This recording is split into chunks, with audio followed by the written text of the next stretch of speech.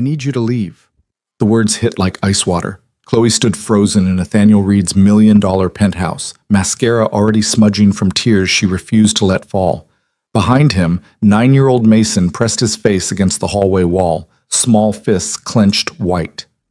"You're pushing me away because you're scared," she whispered, "just like you push everyone away. I'm protecting you, but no, you're protecting yourself." Outside, Boston's skyline glittered with indifference. Inside, a billionaire who'd survived tragedy was about to make the biggest mistake of his life.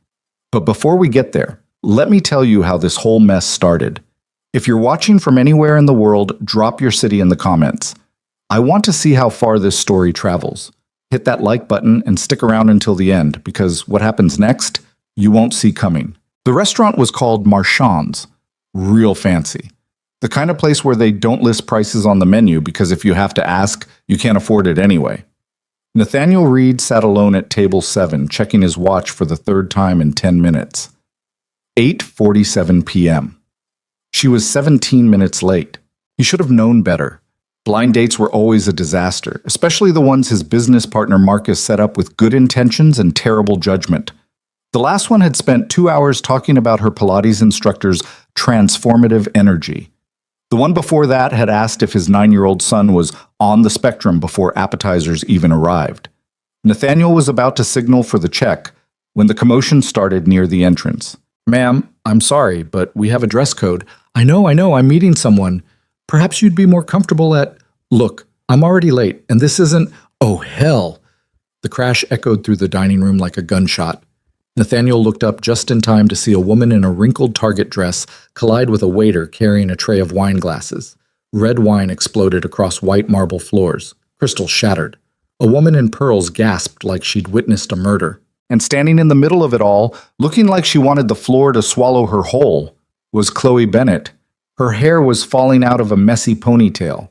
Her dress had a visible coffee stain near the hem. She wore sneakers, actual sneakers, to Marchand's. "I am so sorry," she was saying, already kneeling to pick up glass shards with her bare hands. "I'll pay for this. I just need to—" "Ma'am, please don't touch." "Chloe?" She looked up. Their eyes met across 15 feet of expensive disaster. Nathaniel stood, and something in his chest did a weird little flip he hadn't felt in years. She was nothing like the polished, put-together women Marcus usually threw at him. She looked exhausted, real exhausted. The kind that came from working doubles and sleeping 4 hours and surviving on coffee that had gone cold 3 hours ago. She was also, somehow, beautiful. "Nathaniel?" She scrambled to her feet, nearly slipping on wine. "Oh my God. This is the worst first impression in human history, isn't it?" Despite himself, despite the stares and the whispers and the maitre d's' horrified expression, Nathaniel smiled. "I've had worse." That was a lie. He absolutely had not had worse. "The maitre d' hates me," she muttered, as Nathaniel helped navigate her to the table, leaving the staff to clean up the wreckage. "I can feel his hatred from here. It's like a physical force. Jean-Claude hates everyone. Don't take it personally." "Easy for you to say. You didn't just recreate the wine scene from Sideways in a place where appetizers cost more than my rent." They sat. Chloe immediately knocked over the water glass, reaching for her napkin. "Oh, come on!" She caught it before it spilled, but just barely. "What is wrong with me tonight? Long day? Long year." She slumped back in her chair, then seemed to remember where she was and sat up straight again. "Sorry, Marcus said you were, well, he said you were rich and serious and probably wouldn't appreciate my whole—" She gestured vaguely at herself. "Disaster energy. Marcus talks too much. He also said you had a kid. Mason, right? 9 years old, really smart, kind of shy." Nathaniel's smile faded slightly. "That's right." Here it comes, he thought. This is where she asks if Mason is difficult or challenging or any of the other polite euphemisms people used. This is where her face does that sympathetic but wary thing, and she starts talking about her cousin's friend who works with special needs children. But Chloe just nodded. "Must be hard, single-parent thing. I mean, I'm guessing it's hard. I don't have kids. I can barely keep a cactus alive."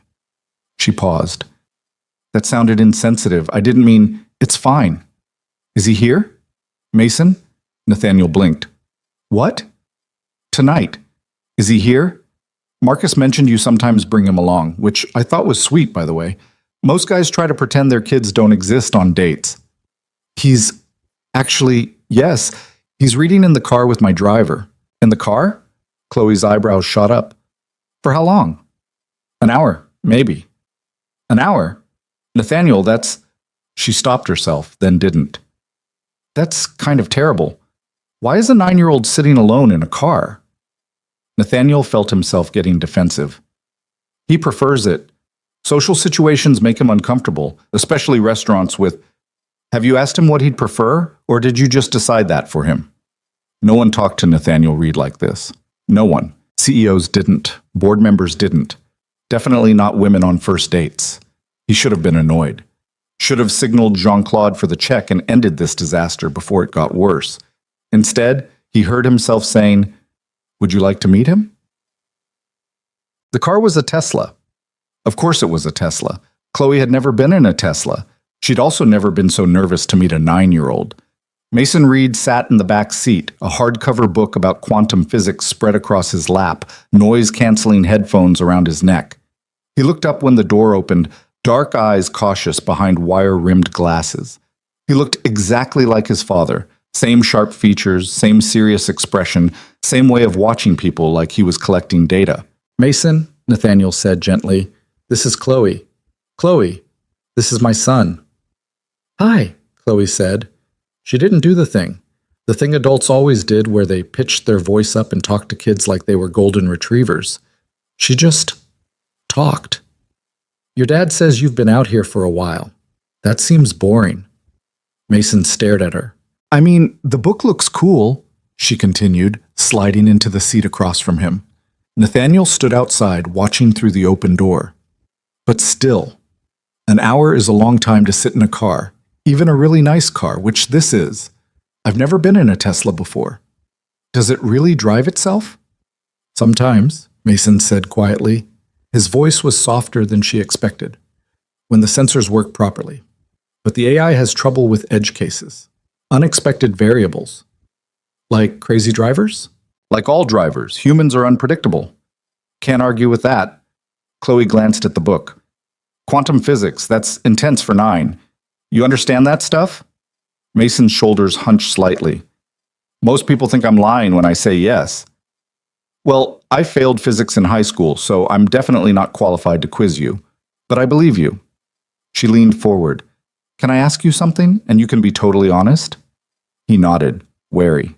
Would you rather sit out here or come inside and get some food? Because I'm starving, and honestly, eating alone with your dad is kind of intimidating. He's very, she gestured vaguely, billionaire-y. But if you came along, it might be less weird. For me, I mean. Mason looked at his father. Nathaniel looked like he'd been hit with a brick. The restaurant is loud, Mason said finally, and bright. Too many people. Yeah, it is pretty loud, Chloe agreed. Tell you what if we didn't eat there? What if we went somewhere quieter? Your call. My call? Sure, you're the local. I just moved to Boston 3 months ago. I barely know anything except the library where I work and the cafe where I pull weekend shifts. Where's good? Mason was quiet for a long moment. Then, there's a diner 2 blocks from here. They have booths in the back. It's usually empty after 8. Chloe looked up at Nathaniel. Works for me if it works for you. Nathaniel Reed, billionaire CEO, man who'd closed deals worth hundreds of millions without blinking, looked completely lost. You want to leave Marchand's? I want to not eat at a place where the staff is probably spitting in my food after the wine glass incident. So yeah, diner sounds great. Bog. The diner was called Rosie's. It smelled like coffee and fryer grease and had plastic menus with pictures of the food. Chloe loved it immediately. They took a corner booth. Mason slid in first, then Chloe, then Nathaniel on the opposite side. A waitress who looked about 60 and had a name tag reading Doris took their order without bothering to write anything down. You want the usual, honey? She asked Mason. Mason actually smiled, small but real. Yes, please. Grilled cheese and fries, extra pickles. Got it. She looked at Chloe. You? Same. But add a chocolate shake. Good choice. You? She looked at Nathaniel like she'd already judged him and found him wanting. Coffee, black, and I'll have the grilled cheese as well. Doris walked away shaking her head. Rich people slumming it at Rosie's. I've seen everything. Chloe burst out laughing. She couldn't help it. Nathaniel looked mortified. I'm sorry, Are you kidding? She's amazing. I want to be her when I grow up. Chloe turned to Mason. So, quantum physics, what's the deal? Like, explain it to me like I'm 5. You're not 5. Okay, explain it to me like I'm 30 and bad at science. Mason considered this. Everything is made of really tiny particles, smaller than atoms, and these particles don't follow normal rules. They can be in 2 places at once, or they can be connected even when they're far apart. It's called entanglement. That's wild. Most adults say it's too complicated for me to understand. Well, most adults are idiots. Chloe caught Nathaniel's look. Present company excluded. Maybe. For the first time all night, Mason laughed. Quiet and surprised, like he'd forgotten he knew how. Nathaniel stared at his son like he was seeing a ghost. The food came. They ate. And something strange happened. They talked. Really talked. Mason told Chloe about his favorite science documentaries and his pet hermit crab named Newton, and how he was teaching himself Python programming from YouTube videos. Chloe told him about working at the library and the weird people who came in and the man who'd asked for books about the government conspiracy to hide cheese from the American people. Nathaniel mostly watched, occasionally contributing, looking more and more like a man who'd stumbled into an alternate universe. Why'd you move to Boston? Mason asked at one point, stealing a fry from Chloe's plate. Her smile flickered. Needed a fresh start. My mom died about a year ago, cancer. We lived in Providence, but after, I don't know, too many memories, too many places she wasn't anymore. I'm sorry, Mason said quietly. Thanks, kid. My mom died too, when I was 6. Chloe's eyes flicked to Nathaniel, who'd gone very still. That sucks, she said simply. Yeah. Do you remember her? Sometimes. Mostly I remember the accident, the noise, the way Dad looked after. Mason pushed his fries around his plate. He got really quiet. He's still quiet. He thinks I don't notice, but I do. Mason, Nathaniel started. It's okay, Dad. Mason looked up at him. I know you're sad. It's okay to be sad. The silence that followed wasn't uncomfortable. It was just honest. Well, Chloe said eventually, this got heavy fast. Should we talk about something lighter? Like the inevitable heat death of the universe or something? Mason cracked another smile. They stayed at Rosie's for 2 hours. By the time they left, Mason was showing Chloe videos of his hermit crab on Nathaniel's phone, and Chloe was teaching Mason the proper way to dunk a fry in a milkshake. He likes you, Nathaniel said quietly, while Mason was in the bathroom. He doesn't open up like that. He's a good kid. He is, but most people don't see it. They see a weird, too smart 9-year-old who doesn't make eye contact and talks about particle physics. They get uncomfortable. Chloe shrugged. Their loss. Mason's interesting. Most adults are boring as hell. Nathaniel looked at her, really looked at her, the messy hair and the coffee-stained dress and the exhaustion around her eyes. The way she'd spilled wine and knocked over water and said exactly what she thought without smoothing it over. Can I see you again? He asked. Chloe blinked. Really? Really? Even after I destroyed half of Marchand's and insulted you multiple times? Especially after that. She smiled. Yeah. Okay, yeah, I'd like that. When they dropped her off at her apartment in Alston, a 4th-floor walk-up in a building that had definitely seen better decades, Mason was already asleep in the back seat. Thank you, Nathaniel said, for tonight, for being a disaster. Real. Chloe's smile softened. Thanks for not running when I shattered all that crystal. I thought for sure you'd bail. I almost did. But you didn't. No, Nathaniel agreed. I didn't. He watched her climb the stairs, trip on the 3rd one, catch herself, and keep going without looking back. When he got back in the car, Mason stirred. Dad? Yeah, bud? She's the first person who doesn't pretend. Nathaniel looked at his son in the rearview mirror. Pretend what? that she knows what she's doing, that things are fine when they're not, that I'm not weird. Mason yawned. Everyone else pretends. She doesn't. Nathaniel drove home through empty Boston streets, his son asleep in the back seat, his mind full of a woman in a wrinkled dress who'd turned his entire careful, controlled world upside down in one chaotic evening. He was absolutely going to see her again. Chloe's weekend shifts at Brewhaven started at 6 a.m. Nathaniel discovered this by accident when he drove past on a Saturday morning and saw her through the window, wearing a green apron and looking half dead. He told himself he was just in the neighborhood.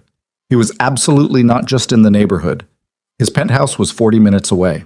The cafe was small and crowded, filled with students hunched over laptops and parents negotiating with toddlers. Chloe moved behind the counter like she'd been doing this for years, calling out drink names, making change, managing 3 conversations at once. She didn't notice him until he reached the front of the line. "Welcome to Brewhaven. What can I—" She stopped. "Nathaniel? Hi. What are you doing here? Getting coffee? At 7 a.m. on a Saturday? In Alston? I like trying new places." Behind him, someone coughed pointedly. The line was backing up. "What do you want?" Chloe asked, already reaching for a cup. "Whatever you recommend." "I recommend going back to bed for 3 more hours, but that's not on the menu." She scribbled something on a cup. "You're getting a double shot Americano because you look like the kind of person who judges people who order flavored lattes." "I don't judge people who order flavored lattes." "Vanilla latte," she called to her coworker without breaking eye contact. "He'll have a vanilla latte." Nathaniel couldn't help it. He laughed. He paid, waited at the end of the counter, watched Chloe work. She was good at this. The cafe was slammed, tickets piling up, steam wands hissing, and she never seemed rattled, just tired. The kind of tired that lived in your bones. When she handed him the drink, their fingers brushed. "This is really a vanilla latte, isn't it?" he asked. Only one way to find out. It was. It was absolutely a vanilla latte. "When do you get off?" he asked. 2. "Can I take you to lunch?" Chloe hesitated. "I look like garbage. I smell like espresso. I haven't slept more than 5 hours in 3 days." "That's not an answer." "Why do you want to have lunch with me, Nathaniel?" "Because I haven't stopped thinking about you since Tuesday night. Because my son asked about you 3 times yesterday. Because—" He stopped. "Do I need more reasons?" She bit her lip. "One condition." "Name it." "No fancy restaurants. I can't afford another dry cleaning bill if I spill something." "Deal." Down. They ended up at a food truck near the Common. Chloe got a banh mi. Nathaniel got the same, mostly because he had no idea what it was and didn't want to admit it. "So," Chloe said, around a mouthful of sandwich, "what's your deal?" "My deal?" "Yeah. Marcus said you're some big tech CEO guy. Read something corporation?" "Read Tech. We do data security and cloud infrastructure." "I have no idea what that means." "We protect companies' information, keep it safe from hackers." "Ah, so you're like a very expensive digital bodyguard." "Something like that." They walked, found a bench, sat in the October sun that was just warm enough if you didn't think about winter coming. "And Mason's mom?" Chloe asked carefully. "If you don't want to talk about it, that's fine, but—" "Car accident, 3 years ago. Drunk driver ran a red light." Nathaniel stared at his sandwich. "Mason was in the car. He doesn't remember much. Just the impact. The sound." Jesus. He stopped talking for 6 months after, completely nonverbal. The therapist said it was trauma response. When he finally started speaking again, he was different, more withdrawn, more in his own head. "And you?" Chloe asked quietly. "How were you?" No one ever asked him that. I don't know, angry, guilty. I was supposed to drive them that night, but I had a conference call that ran late. If I just... Don't. Chloe's hand found his. Don't do the if-only thing. It'll eat you alive, trust me. Is that what you did? After your mom? For about 6 months, yeah. I played the whole thing on repeat. If I'd noticed the symptoms earlier. If I'd pushed her to see a doctor sooner. If I'd been a better daughter, paid more attention, called more often. She squeezed his hand. But here's the thing. It wouldn't have mattered. The cancer was stage 4 by the time we caught it. She had maybe 8 months from diagnosis to the end. And beating myself up didn't change that. It just made me miserable. How'd you stop? I didn't, really. I just got better at living with it. Some days are easier than others. She finished her sandwich, crumpled the wrapper. Your turn. How'd you end up letting Marcus set you up on blind dates? He worries, says I work too much, that Mason needs stability, a mother figure. And what do you think? Nathaniel was quiet for a moment. I think Mason needs people who don't treat him like he's broken, and I think I stopped looking for anything real a long time ago. It was easier to just go through the motions. Was? Past tense. Chloe met his eyes. This is moving kind of fast. Is that a problem? I don't know yet. Ask me again in a week. Bang. The week turned into 2 weeks. 2 weeks turned into a month. Nathaniel found excuses to stop by Brew Haven. Chloe found excuses to text him articles about quantum physics for Mason. They met for lunch. Coffee. A movie neither of them paid attention to because they spent the whole time talking in whispers that got them shushed 4 times. Mason asked when Chloe was coming over. I don't know, bud. Can she come over? Maybe, if she's not busy. She works at the library on Tuesdays. You could ask her then. Nathaniel looked at his son. How do you know she works at the library on Tuesdays? You told me. Last week. I did? You talk about her a lot, Dad. And that's how Nathaniel ended up at the Brookline Public Library on a Tuesday afternoon, pretending to browse the new releases while watching Chloe help an elderly man figure out the printer. She wore jeans and a cardigan with a hole in the elbow. Her hair was in a bun held up with what looked like a pencil. She looked focused, patient, happy. When the man finally got his documents printed, all 17 pages, Chloe looked up and froze. Are you stalking me? I prefer the term strategically appearing in public places where you happen to work. That's definitely stalking. Mason wants to know if you'll come to dinner at our place this Friday. Chloe's eyebrows rose. Dinner at your place? I'll cook. You cook? I can operate a stove without burning down the building. That counts as cooking. Nathaniel Reed, billionaire CEO, domesticating himself for a library worker from Alston. What will the society pages say? I don't care what they say. And looking at him, standing there in his expensive suit in the middle of the public library, Chloe believed him. Okay, she said. Friday? But if you actually cook, I'm bringing dessert. Fair warning, I'm a terrible baker. Whatever I bring will probably be a disaster. I'm starting to think disaster is your natural state. You're not wrong. Chloe brought brownies, or what were supposed to be brownies. They looked more like chocolate hockey pucks. I followed the recipe, she said defensively, standing in Nathaniel's penthouse foyer holding a sad Tupperware container. I don't understand what went wrong. Mason peered at them. Did you use baking soda or baking powder? There's a difference? Yeah, a chemical difference. Baking soda needs acid to activate. Baking powder has acid already in it. I have no idea which one I used. These are definitely baking soda without enough acid. Mason poked one. It didn't give. We can still eat them. Probably. The penthouse was enormous. Floor-to-ceiling windows overlooking Boston Harbor. Sleek modern furniture that looked expensive because it was. Kitchen with counters so clean Chloe was afraid to touch anything. And in the middle of it all, Nathaniel wearing an apron that said, "Kiss the cook," that was definitely a joke gift from someone. Marcus, he explained when he caught her staring. Last Christmas. It's perfect. Don't ever take it off. Dinner was pasta. Homemade sauce that actually smelled incredible. Salad. Garlic bread that Mason had helped make and was very proud of. They ate at the counter instead of the dining table because Mason said the dining room was too fancy and weird. Chloe immediately liked the kid even more. So, she said, twirling pasta, what's the coolest thing you learned this week? Mason didn't even hesitate. Octopuses have 3 hearts. 2 pump blood to the gills, 1 pumps it to the rest of the body. And their blood is blue because it has copper instead of iron. That's metal. It's actually copper-based hemocyanin. No, I mean, never mind. That's really cool, though. 3 hearts. Imagine having 3 hearts. If one breaks, you'd still have 2 backups, Mason said thoughtfully. The statement hung in the air for a moment. Nathaniel's hand stilled on his fork. Yeah, Chloe said quietly. You would. After dinner, Mason showed Chloe his room. It was exactly what she'd expected. Books everywhere, a computer setup that probably cost more than her car, posters of the solar system and the periodic table. "This is Newton," Mason said, pointing to a small terrarium where a hermit crab sat motionless.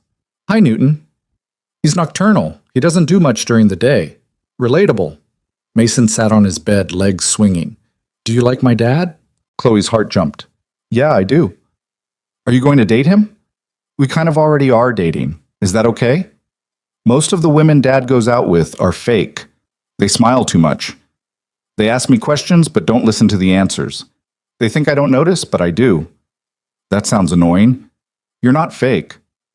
"Thanks, kid." "You're not fake either." "I know." Mason picked at his bedspread. "I like when you're here. Dad laughs more. He doesn't look sad when he thinks I'm not watching." Chloe's throat got tight. "Your dad's pretty great." "Yeah, but he's scared all the time." "Scared of what?" Mason shrugged. "Everything. Something bad happening again. Me getting hurt, other people leaving. He doesn't say it, but I know." This 9-year-old kid was way too perceptive. "Well," Chloe said carefully, "being scared makes sense. Bad things did happen. That doesn't just go away. Do you get scared?" "All the time." "Of what?" "Lots of things. Ending up alone, not being good enough, disappointing people I care about, the usual stuff." "Are you scared of my dad?" Chloe considered this. "Sometimes, not because he's scary, but because I like him a lot. And liking someone a lot means they can hurt you. That's pretty terrifying." Mason nodded like this made perfect sense. "Dad's scared of you too, I can tell." "Great, we're two scared adults stumbling around trying not to screw this up." "I think you're doing okay." "Thanks, Mason. That actually means a lot."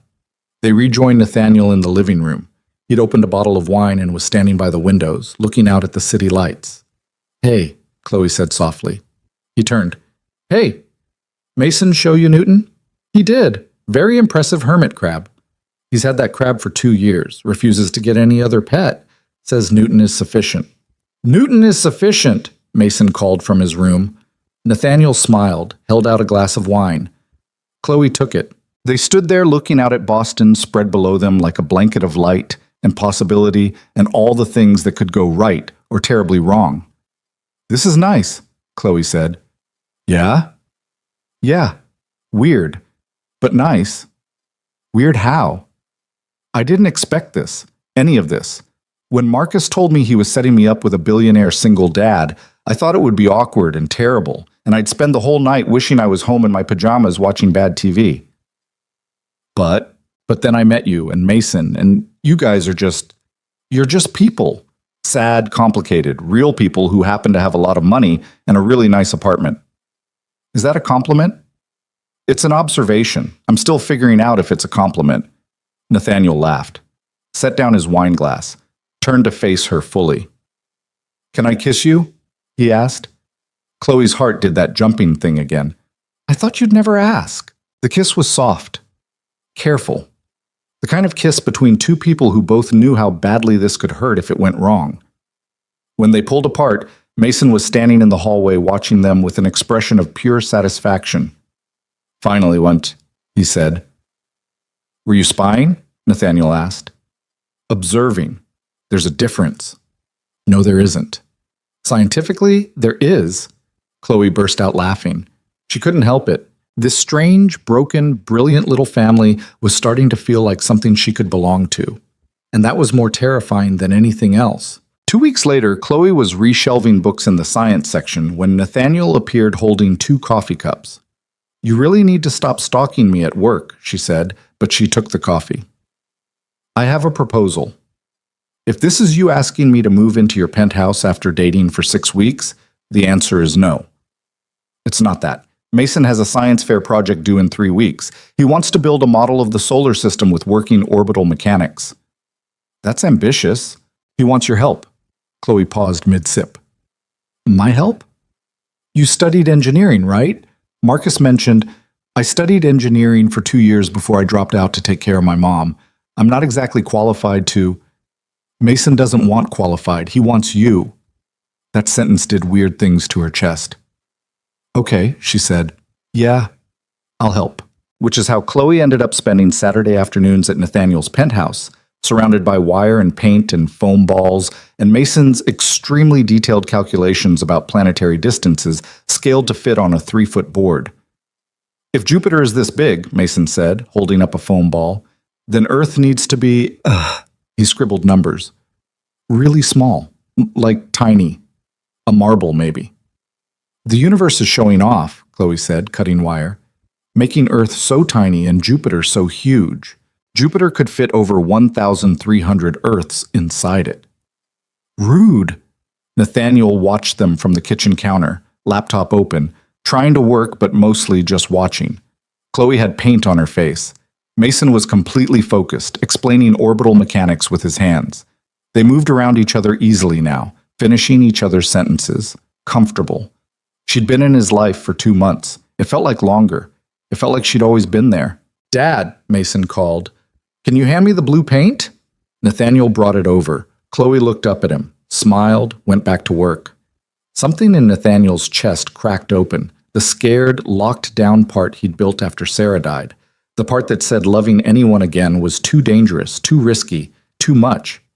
He was falling for Chloe Bennett. No. That was wrong. He'd already fallen. It was late. Mason should have been asleep, but wasn't. Nathaniel found him in the living room, staring at the city lights. Can't sleep? I was thinking. About? Is Chloe going to stay? Nathaniel sat down beside his son. What do you mean?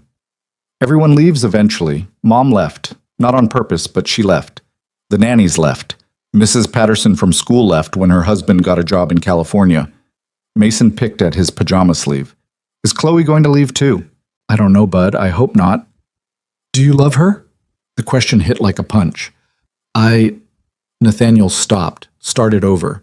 Yeah, I think I do. Then you should tell her. It's not that simple. Why not? Because I'm terrified.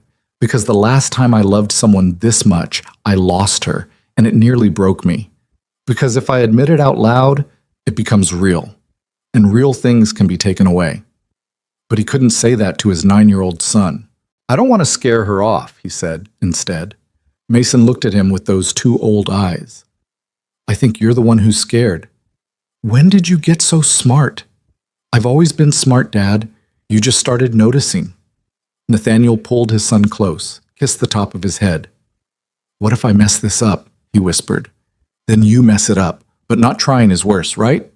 Out of the mouths of babes. Or in this case, out of the mouth of one very perceptive 9-year-old who'd seen too much and understood even more. Right, Nathaniel agreed. Not trying is worse. He just had to figure out how to be brave enough to try. The solar system project took 3 weeks and looked like a disaster for most of it. Foam planets sat half-painted on newspaper spread across Nathaniel's dining table. Wire frameworks bent at odd angles refused to stay in place. Mason's calculations kept changing because he'd decided mid-project that he wanted accurate orbital speeds, which meant adding a motor mechanism nobody had planned for. This is getting complicated, Chloe said, squinting at Mason's latest sketch. Science is complicated, Mason replied, not looking up from his work. Yeah, but this is a 4th-grade science fair, not NASA. NASA would do it, right? NASA has $1 billion budget and engineers with actual degrees. We have duct tape and spray paint. Nathaniel walked in carrying Chinese takeout. It had become their routine. Saturday afternoons working on the project, dinner together, Chloe staying late enough that leaving felt strange. She'd started keeping a toothbrush in the guest bathroom, a change of clothes in the closet, small things that neither of them acknowledged out loud because acknowledging them meant admitting this was becoming something real and permanent and terrifying. How's it going? Nathaniel asked, setting down the food. Mason held up a bent coat hanger. We're problem solving. That's code for nothing's working, Chloe translated. They ate straight from the containers, sitting on the floor because the table was covered in project supplies. Mason explained his motor plan between bites of lo mein. Chloe pointed out the 17 reasons it wouldn't work. Nathaniel suggested simplifying. Mason looked personally offended by the concept of simplification. I'm going to make it work, the kid insisted. Your confidence is admirable, Chloe said. Your plan is still terrible. You sound like Dad. I'm going to choose to take that as a compliment. Nathaniel's phone buzzed. He glanced at it, frowned. Work? Chloe asked. Marcus. Wants to know if I'm coming to some charity gala next month. I forgot I said maybe.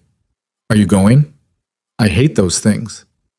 He probably needs the moral support, or a designated driver, or someone to stop him from bidding on terrible art. All of the above. Nathaniel looked at her carefully. Would you want to come with me? The room went quiet. Mason stopped eating. Chloe's fork paused halfway to her mouth. To a charity gala, she said slowly. It's black tie. Open bar.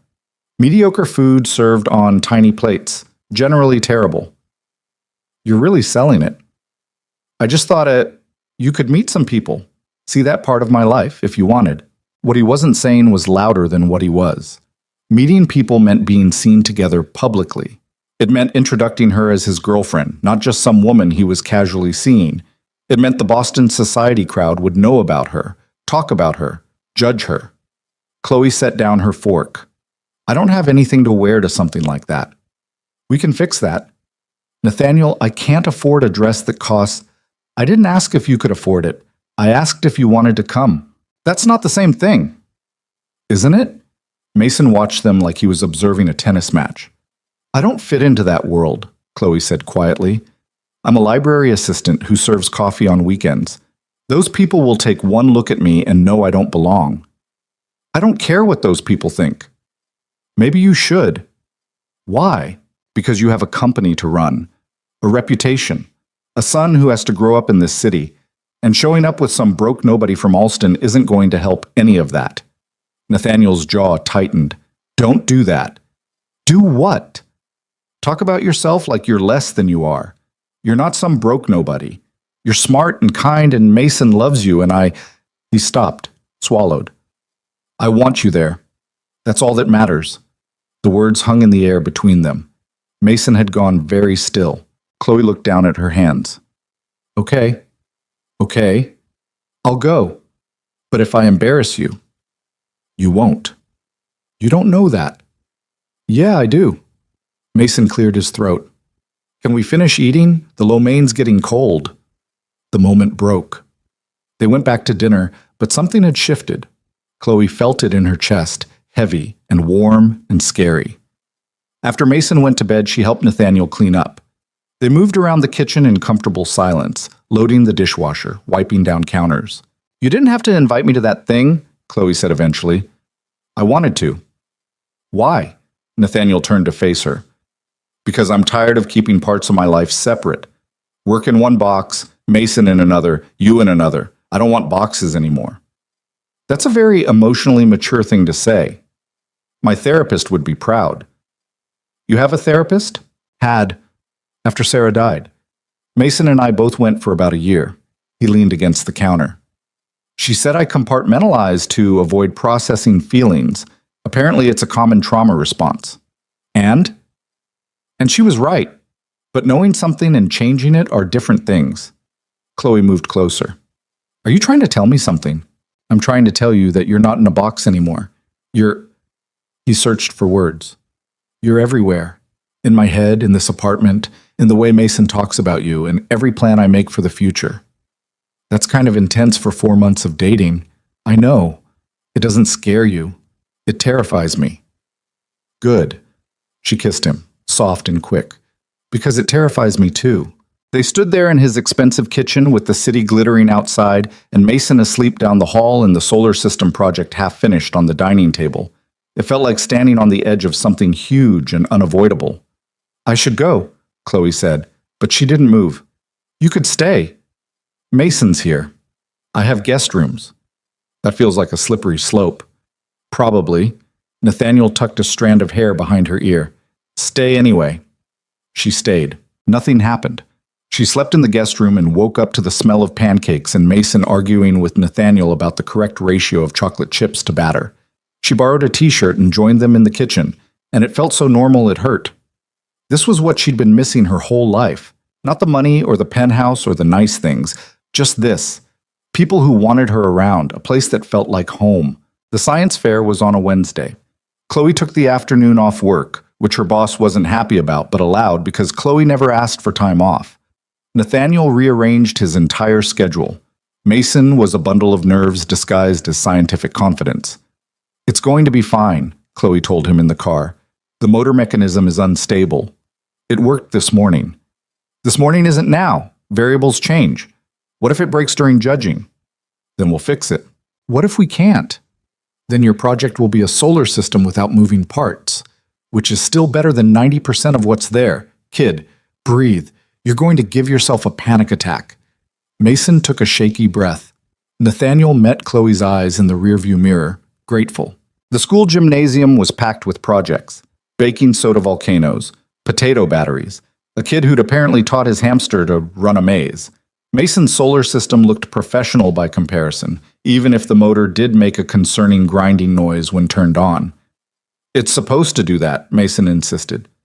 "Is it though?" Chloe asked. "Probably not." The judges came around at 3. 2 women and a man, all wearing lanyards and carrying clipboards and looking very serious about 4th grade science. Mason explained his project clearly, talked about orbital mechanics and scale distances and how he'd calculated the rotation speeds. He didn't mention the motor grinding or the fact that Mars kept falling off its wire. "Did you have help with this?" one of the judges asked. "Yes. My dad and Chloe helped me build it, but I did all the calculations and the design myself." "And who's Chloe?" "My dad's girlfriend," Mason said without hesitation. Chloe's heart skipped. She glanced at Nathaniel, who looked equally surprised. They'd never actually defined what they were. Girlfriend felt too small and too big at the same time. The judges moved on. Mason sagged with relief. "You did great," Chloe told him. "The motor stopped working halfway through." "They didn't notice." "Yes, they did. Mrs. Chen wrote something on her clipboard when it happened. Maybe she was writing excellent project despite minor motor issues. That's not how judging works." "You don't know. Maybe it is." Mason won 2nd place. He pretended to be disappointed, but Chloe saw him smile when they handed him the ribbon. "2nd place is still really good," she said. "1st place would have been better." "1st place went to a kid who literally grew bacteria cultures in his mouth. You were never going to beat that." "That's disgusting." "That's science." They went to Rosie's to celebrate. Doris remembered them, which somehow made Chloe's chest feel tight. "The usual?" she asked Mason. "Can I get a milkshake too?" "You asking me or telling me?" "Asking." "Then yes. What flavor?" "Chocolate." Doris looked at Nathaniel. "You're paying, right?" "I'm paying." "Good. This one eats like she hasn't seen food in a week." She nodded at Chloe. "You need to feed your girlfriend more." There was that word again, girlfriend. After Doris left, Chloe looked at Nathaniel. "So I'm your girlfriend now?" "According to Mason and apparently the entire waitstaff at Rosie's." "Are you okay with that?" "Are you?" "I asked first." Nathaniel reached across the table, took her hand. "Yeah, I'm okay with it. Even though I'm a broke nobody from Alston?" "You're not. We're not doing that again. You're not a nobody, Chloe. To those people at your gala thing, I will be." "Then they're idiots," Mason slurped his milkshake. "Can we talk about my ribbon instead of your relationship anxiety?" Both adults stared at him. "What?" Mason said. "I know words."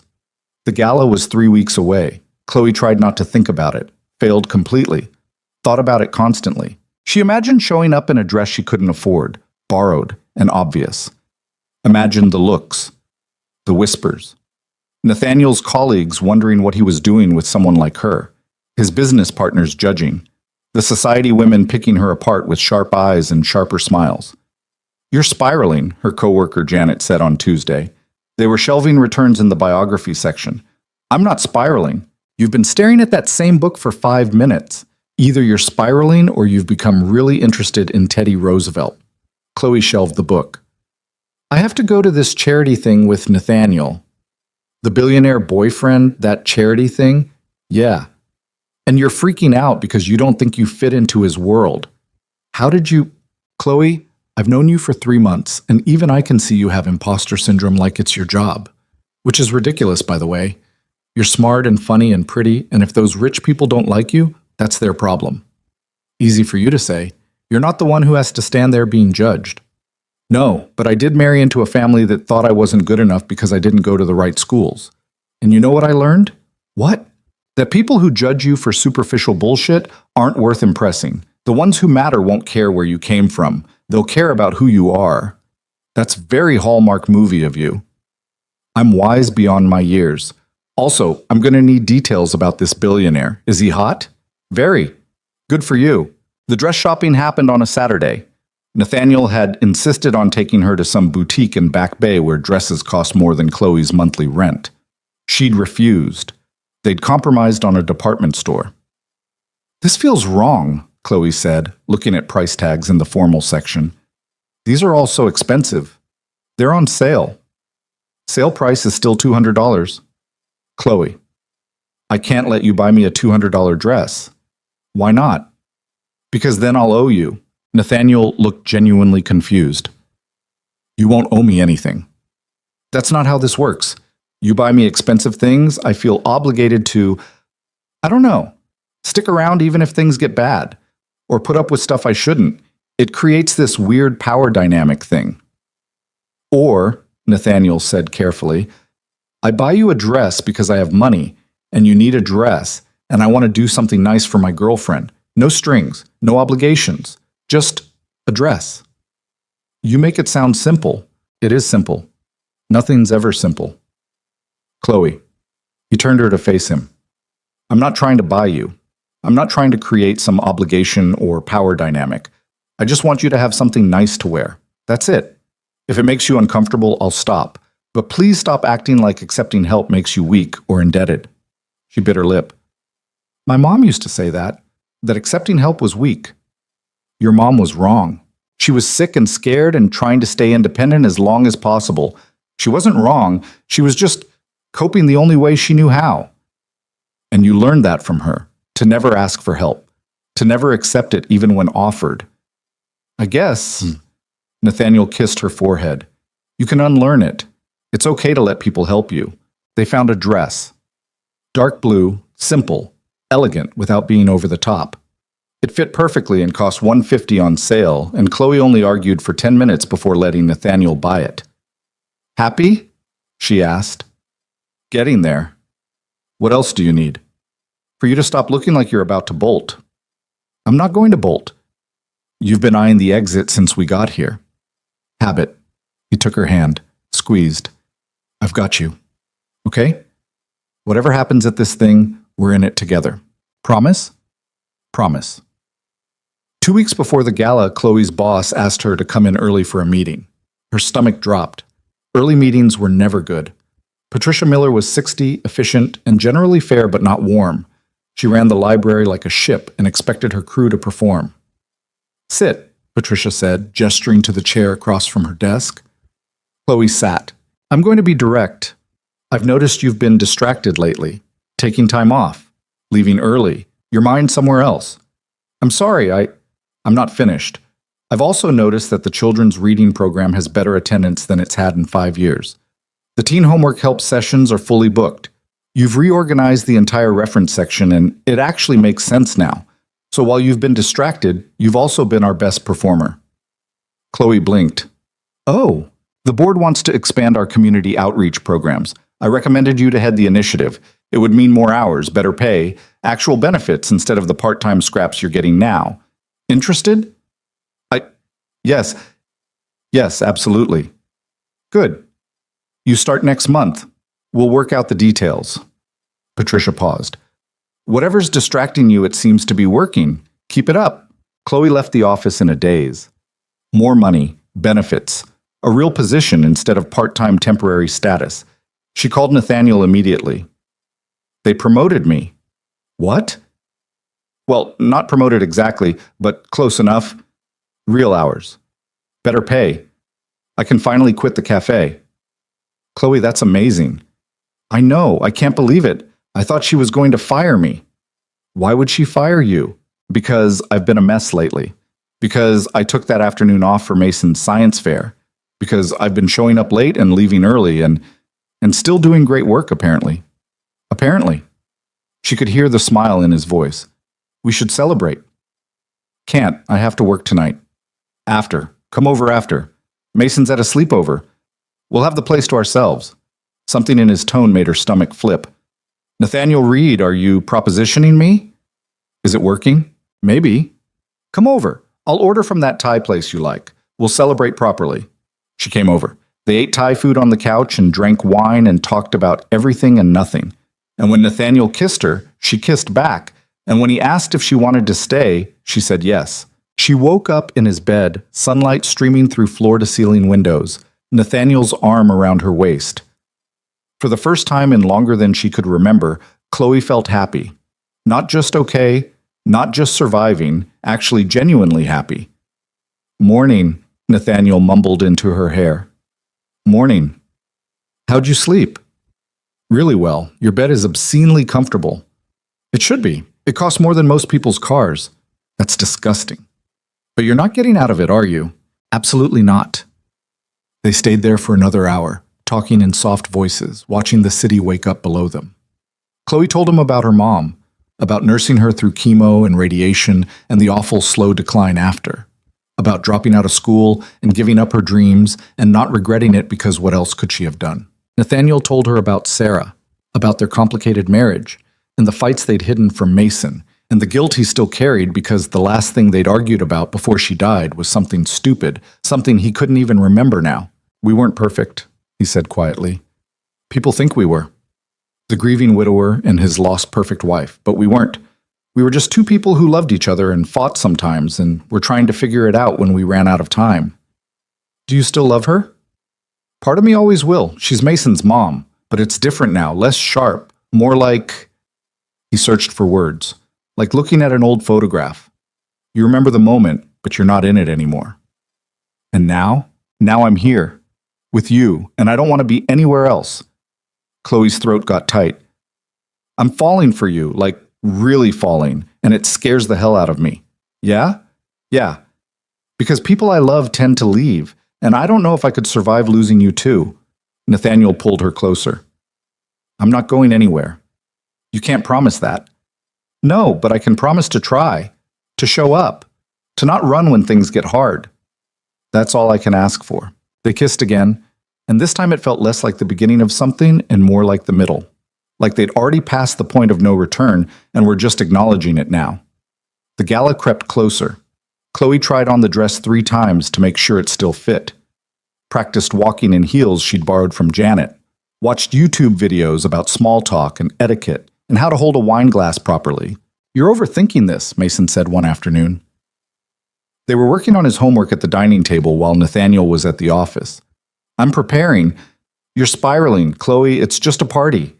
It's not just a party. It's your dad's world, his colleagues and business partners and all these important people who are going to judge whether I'm good enough to be with him. Who cares what they think? Your dad should care. His reputation matters. His happiness matters more. Mason set down his pencil. You make him happy. I've never seen him like this. He smiles now. He laughs. He doesn't work until midnight every night. That's because of you. Mason, I'm not dumb. I know people are going to be mean. Rich people are usually mean to people who don't have money. But Dad doesn't care about that. And neither should you. When did you get so wise? I've always been wise. You just started listening. Chloe laughed despite herself. Fair point. The night before the gala, she couldn't sleep. Kept thinking about all the ways it could go wrong. How she'd say the wrong thing, or wear the dress wrong, or use the wrong fork, or just generally prove to everyone that she didn't belong. Her phone buzzed at 2 a.m. Nathaniel. You awake? Chloe. Unfortunately. Nathaniel. Nervous? Chloe. Terrified. Nathaniel. Me too. Chloe. You? Why? Nathaniel. Because I'm bringing someone I care about into a room full of sharks, and I can't protect you from all of them. Chloe. I don't need protecting Nathaniel. I know. Doesn't stop me from wanting to. Chloe. We'll be fine. Nathaniel. Promise? Chloe. No, but we'll survive it. Probably. Nathaniel. Good enough for me. Get some sleep. Chloe. You too. Nathaniel. See you tomorrow. You're going to be beautiful. Chloe. You're biased, Nathaniel. Completely. Still true. She fell asleep smiling, phone still in her hand, less afraid than she'd been all week. Tomorrow would be hard. Tomorrow she'd walk into Nathaniel's world and face judgment and whispers and all the ways she didn't fit. But tomorrow she wouldn't be alone. And somehow that made all the difference. The car service picked her up at 6. Chloe had spent 2 hours getting ready, which was 90 minutes longer than she'd ever spent on her appearance in her entire life. The blue dress fit perfectly. Her hair was up in a style she'd watched 3 YouTube tutorials to achieve. She wore makeup. Actual makeup, not just the mascara she swiped on for work sometimes. She looked in the mirror and barely recognized herself. The driver was professional and silent, which Chloe appreciated because she was too nervous to make small talk. They drove through Boston as the sun set, turning buildings into gold and shadow. The hotel where the gala was being held was in the financial district, all glass and steel and the kind of understated elegance that screamed money. Nathaniel was waiting in the lobby. He wore a tuxedo like he'd been born in one, and when he saw her, something in his expression shifted. "Wow," he said. "Is that a good wow or a what have you done to yourself wow?" "Definitely good. You look incredible." "I feel like I'm wearing a costume." "You're not. You look like you." He took her hand, kissed her knuckles. "Beautiful." "You're required to say that. Boyfriend rules." "Doesn't make it less true." Marcus appeared from somewhere, grinning. "There she is, the woman who finally got this workaholic to take a night off." "Hi, Marcus. You clean up nice, Bennett. Almost didn't recognize you without coffee stains." "I'm saving those for later. Really make an impression." Marcus laughed. He was with a date too. A tall woman with perfect posture and a dress that probably cost more than Chloe's car. Her name was Victoria, and she worked in finance, and she looked at Chloe with the kind of polite interest that didn't quite reach her eyes. "Shall we?" Nathaniel said, offering his arm. Chloe took it. Her heels clicked on marble floors. They passed through massive doors into a ballroom that looked like something out of a movie. Crystal chandeliers, tables draped in white and gold, a string quartet playing something classical in the corner, people everywhere, all of them dressed like they'd stepped out of a magazine spread. Chloe's stomach dropped. "Breathe," Nathaniel murmured. "I'm breathing." "You're holding your breath," she exhaled. "Better?" "Getting there." They found their table. 8 seats, assigned seating based on some system Chloe didn't understand. Nathaniel pulled out her chair. She sat, trying to remember all the etiquette rules she'd crammed the night before. Napkin in lap. Multiple forks meant start from outside and work your way in. Don't drink too much. Smile. Be polite. Don't embarrass him. The other people at their table arrived gradually. A couple in their 50s who owned a tech startup. A venture capitalist named Derek, who looked like he'd never smiled in his life. A woman named Cassandra, who wore diamonds like armor and introduced herself as the chair of some committee Chloe had never heard of. "And you are?" Cassandra asked, looking at Chloe with sharp eyes. "Chloe Bennett." "And what do you do, Chloe?" Here it was, the question she'd been dreading. "I work at the Brookline Public Library. Community outreach." How lovely, public service. The way Cassandra said it made it sound like a disease. Nathaniel's hand found Chloe's under the table. Squeezed. "Chloe's brilliant with people," he said evenly. "She's doubled their teen programming attendance and completely reorganized their reference system. The head librarian says she's the best hire they've made in years." Cassandra smiled. It didn't touch her eyes. "How nice." Dinner was served in courses. Salad with ingredients Chloe couldn't identify. Soup that was somehow both hot and cold. Fish that was probably expensive but tasted bland. Tiny portions on huge plates. The conversation flowed around her. Tech acquisitions. Market trends. Someone's vacation home in the Hamptons. A gallery opening in New York. Chloe tried to follow along, tried to contribute, but everything she said felt wrong the moment it left her mouth. "The housing market in Boston is insane," she said at one point. "Only if you're buying in the wrong neighborhoods," Derek said dismissively. "I meant for renters. Rent's gone up 40% in some areas in the last 3 years." "Well, that's just supply and demand. Economics 101. It's also people being priced out of their own city, but sure, economics." Nathaniel's hand tightened on hers. Warning or support, she wasn't sure. Derek smiled coldly. "You rent, I assume." "Yeah, I rent." "Then you understand. Property owners have a right to charge market rate. And people have a right to afford a place to live." If you can't afford Boston, move somewhere cheaper. Chloe bit her tongue so hard she tasted blood. Across the table, Marcus looked uncomfortable. Victoria examined her nails. Cassandra watched like she was enjoying a show. "Excuse me," Chloe said, standing abruptly. "I need to use the restroom." She didn't wait for a response, just walked away on shaking legs, trying to remember where the bathrooms were, trying not to run. The ladies' room was empty. Thank God. Chloe braced herself against the sink, breathing hard. This was a mistake. She didn't belong here. These people with their vacation homes and their dismissive smiles and their casual cruelty dressed up as economics. Nathaniel fit here. He spoke their language, wore their uniform, understood the rules of a game Chloe hadn't even known existed until tonight. The door opened. A woman walked in. Older, maybe 60, wearing a silver dress and an expression of concern. "Are you all right, dear?" "I'm fine." "You don't look fine. You look like you're about to either cry or punch something." Chloe laughed wetly. "Both, maybe both. First time at one of these things? That obvious? You have the look. I had it too, 40 years ago when my husband first dragged me to one. I was a school teacher from Dorchester. These people made me feel like dirt on their expensive shoes." "What did you do?" "Survived. Then I went home and told my husband if he ever made me go to another one, I'd divorce him." The woman smiled. "We compromised. I go to 2 a year. He suffers through family dinners with my very loud Irish Catholic relatives. Marriage is negotiation." "I'm not married." "Not yet, maybe. But you're here with someone who cares about you, or you wouldn't be this upset. Men like the one you're with don't bring just anyone to these things." "How do you know who I'm with?" "Because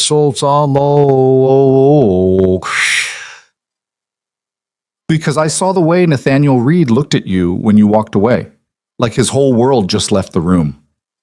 Chloe's chest got tight. "Here's what I've learned," the woman continued. "These people, most of them are miserable. They have money and status and beautiful things, but they're not happy. They judge because it makes them feel superior. They attack because they're threatened. Don't let them make you small." "I don't know how to be big." "Yes, you do. You just have to remember that their opinion doesn't define your worth. You define your worth." The woman left. Chloe fixed her makeup, straightened her dress, took 3 deep breaths. She could do this. Just a few more hours. Then she could go home and put on sweatpants and never think about Derek's smug face again. When she got back to the table, Nathaniel immediately stood. "Are you okay?" "Fine." "Chloe, I'm fine, really." But she wasn't, and he knew it. The speeches started after dinner. The charity was for children's hospitals, which was at least a good cause, even if the people donating probably wrote it off on their taxes. A CEO got up and talked about giving back. A doctor showed slides of kids in hospital beds. Someone auctioned off a weekend in Napa that went for $30,000. Chloe excused herself to get a drink from the bar. She needed air, space, a minute to not smile and nod and pretend she belonged. The bar was quieter.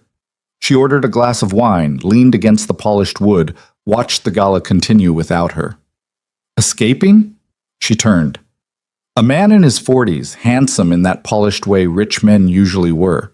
He smiled like he was used to getting what he wanted. "Just needed a break," Chloe said. "These things are exhausting." "I'm James." He offered his hand. She shook it. "Chloe, I know you're with Nathaniel Reed. Word travels fast. Small world, high society Boston. Everyone knows everyone's business." James ordered a scotch. "So how'd you meet? You're not the usual type he brings around." "What's the usual type?" "Investment bankers, lawyers, women who speak fluent corporate and look good at board meetings." "I'm a librarian." "I know, I asked around." Something about his tone made Chloe's skin prickle. "Why?" "Curiosity. Nathaniel's been off the market since his wife died. Then suddenly, he shows up with someone completely different from anyone he's ever dated. People are talking. Let them talk. They're saying you're a charity case, that he's trying to save you, that you're using him for his money." The words landed like slaps. "They're saying that to my face or behind my back?" "Does it matter?" "Yeah, it does." James sipped his drink. "Look, I don't mean to be cruel, just giving you a heads up. This world? It's brutal to outsiders. Nathaniel's a good guy, but he's also a billionaire CEO with a company to run and a reputation to protect. Eventually, he's going to realize that having a girlfriend who works at a library and can't hold her own at a dinner party is a liability. Fuck you. James blinked. Excuse me? You heard me? Fuck you. You don't know anything about me or Nathaniel or what we have. And you standing here pretending to be helpful while you tear me down? That's not concern. That's just you being an asshole. I don't care what you're trying to do. Leave me alone. She walked away, heart pounding, hands shaking, found the bathroom again, locked herself in a stall and let the tears come. She wasn't crying because James was wrong. She was crying because part of her worried he was right. When she finally emerged, mascara repaired for the second time that night, Nathaniel was waiting outside the bathroom. Chloe, how long have you been standing here? 5 minutes. I saw you talking to James Pritchard, and then you ran off, and I thought... He stopped. What did he say to you? Nothing. That's not nothing. You're upset. I'm fine. Stop saying that. You're not fine. You haven't been fine all night. Talk to me. Not here. Then let's go. We can't leave. The gala isn't over. I don't care. Nathaniel, these are your people, your colleagues. You can't just watch me. He took her hand and pulled her toward the exit. Past the ballroom, past the bar, past the people who stared and whispered. Out into the cool November night, where the air didn't smell like expensive perfume and judgment. The car was waiting. Nathaniel gave the driver an address, and they pulled away from the hotel, away from the gala, away from everything. I'm sorry, Chloe said quietly. For what? For making you leave. For not fitting in. For being exactly what everyone probably thinks I am. Which is what? Some poor girl who doesn't belong in your world. Nathaniel turned to face her. Do you want to know what I see when I look at you? Not really. Too bad. I see someone brave enough to show up to something terrifying because I asked her to. I see someone who called Derek on his bullshit about housing when everyone else just nodded along. I see someone who makes my son laugh and challenges me to be better and doesn't take my crap when I'm being difficult. Nathaniel. I don't care what James Pritchard or Cassandra, whatever her name is, or anyone else in that room thinks. They don't matter. You matter. This matters. He gestured between them. Everything else is just noise. But it affects you, your reputation, your business relationships. My business relationships will survive me dating someone who works at a library. And if they don't, then I don't want them anyway. You say that now, but eventually... Eventually what? Eventually I'll realize that I need someone who fits perfectly into a world I barely tolerate. Someone who says the right things and wears the right clothes and doesn't challenge me or make me feel anything real. He shook his head. I had that with Sarah. We looked perfect on paper, came from the same background, understood the same social rules, and we were miserable half the time because we were both pretending to be something we weren't. You loved her. I did. But not the way I love... He stopped, swallowed. Not the way I feel about you. The world tilted. What? You heard me. Nathaniel, you can't just... I love you. I've been in love with you since you knocked over that water glass at Marchand's and didn't apologize. You just laughed. Since you told Mason the truth instead of what you thought he wanted to hear. Since you showed up to his science fair on your day off and helped him fix his motor when it broke. I love you, Chloe. And if that scares you, tough. I'm done pretending I don't. Chloe couldn't breathe, couldn't think, could only stare at this man who'd just blown her entire world apart with 3 words. This is too fast, she managed. Probably. We've only been together 5 months. I know. You barely know me. I know enough. Nathaniel, you don't have to say it back. I just needed you to know. Needed you to understand that tonight, all that bullshit in there, it doesn't change how I feel. It doesn't make me second guess this. If anything, watching you handle those people, watching you stand up to Derek even when your hands were shaking under the table, just made me more sure. I didn't handle them. I ran away twice. You survived. In a room designed to make you feel small, you survived. That's not nothing. The car pulled up to her building. Chloe stared at the familiar crooked front steps, the window with the broken blind, the world she'd inhabited before Nathaniel Reed crashed into it. "I can't do this," she said quietly. Nathaniel went still. "What?" "This. Us. Your world. I can't keep showing up to places where people look at me like I'm some charity project you're trying to save, where every conversation is a test I'm failing, where I have to constantly prove I'm good enough to be with you. I don't need you to prove anything, but everyone else does, and eventually you're going to get tired of defending me, of explaining why you're with someone so far below your tax bracket, of dealing with the whispers and the judgment and all of it. No, I won't." "Yes, you will. And then what? Then we're both miserable and Mason's caught in the middle and it all falls apart anyway, except now it hurts 100 times worse because we waited too long to face reality. So this is you running. This is me being realistic. This is you being scared." "Of course I'm scared." The words burst out of her. "I'm terrified. Because I love you too, you idiot. I'm in love with you and Mason and the life we're building, and it scares the hell out of me because everyone I've ever loved has left. My dad left when I was 8. My mom died. And you're not going to leave. You're going to realize I'm not worth all this trouble, and you're going to pull away and it's going to destroy me." Silence. Heavy and awful. Then Nathaniel said, "Come upstairs." "What?"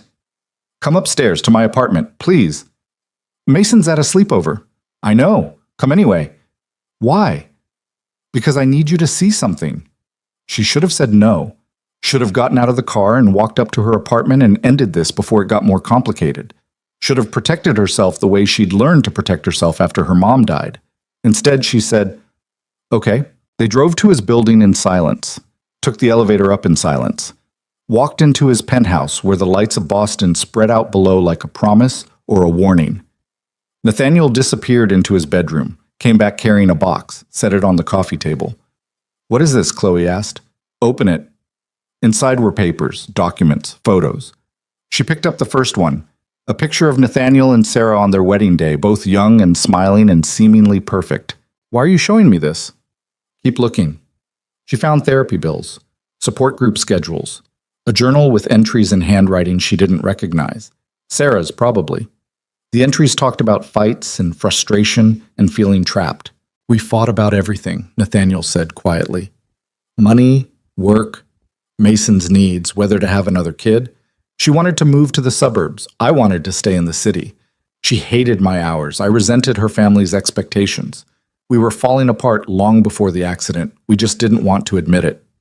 "Nathaniel, I blame myself when she died. Not just for the accident, but for everything, for failing her, for not being enough, for being relieved that we didn't have to keep pretending anymore." His voice cracked. "I was relieved, Chloe.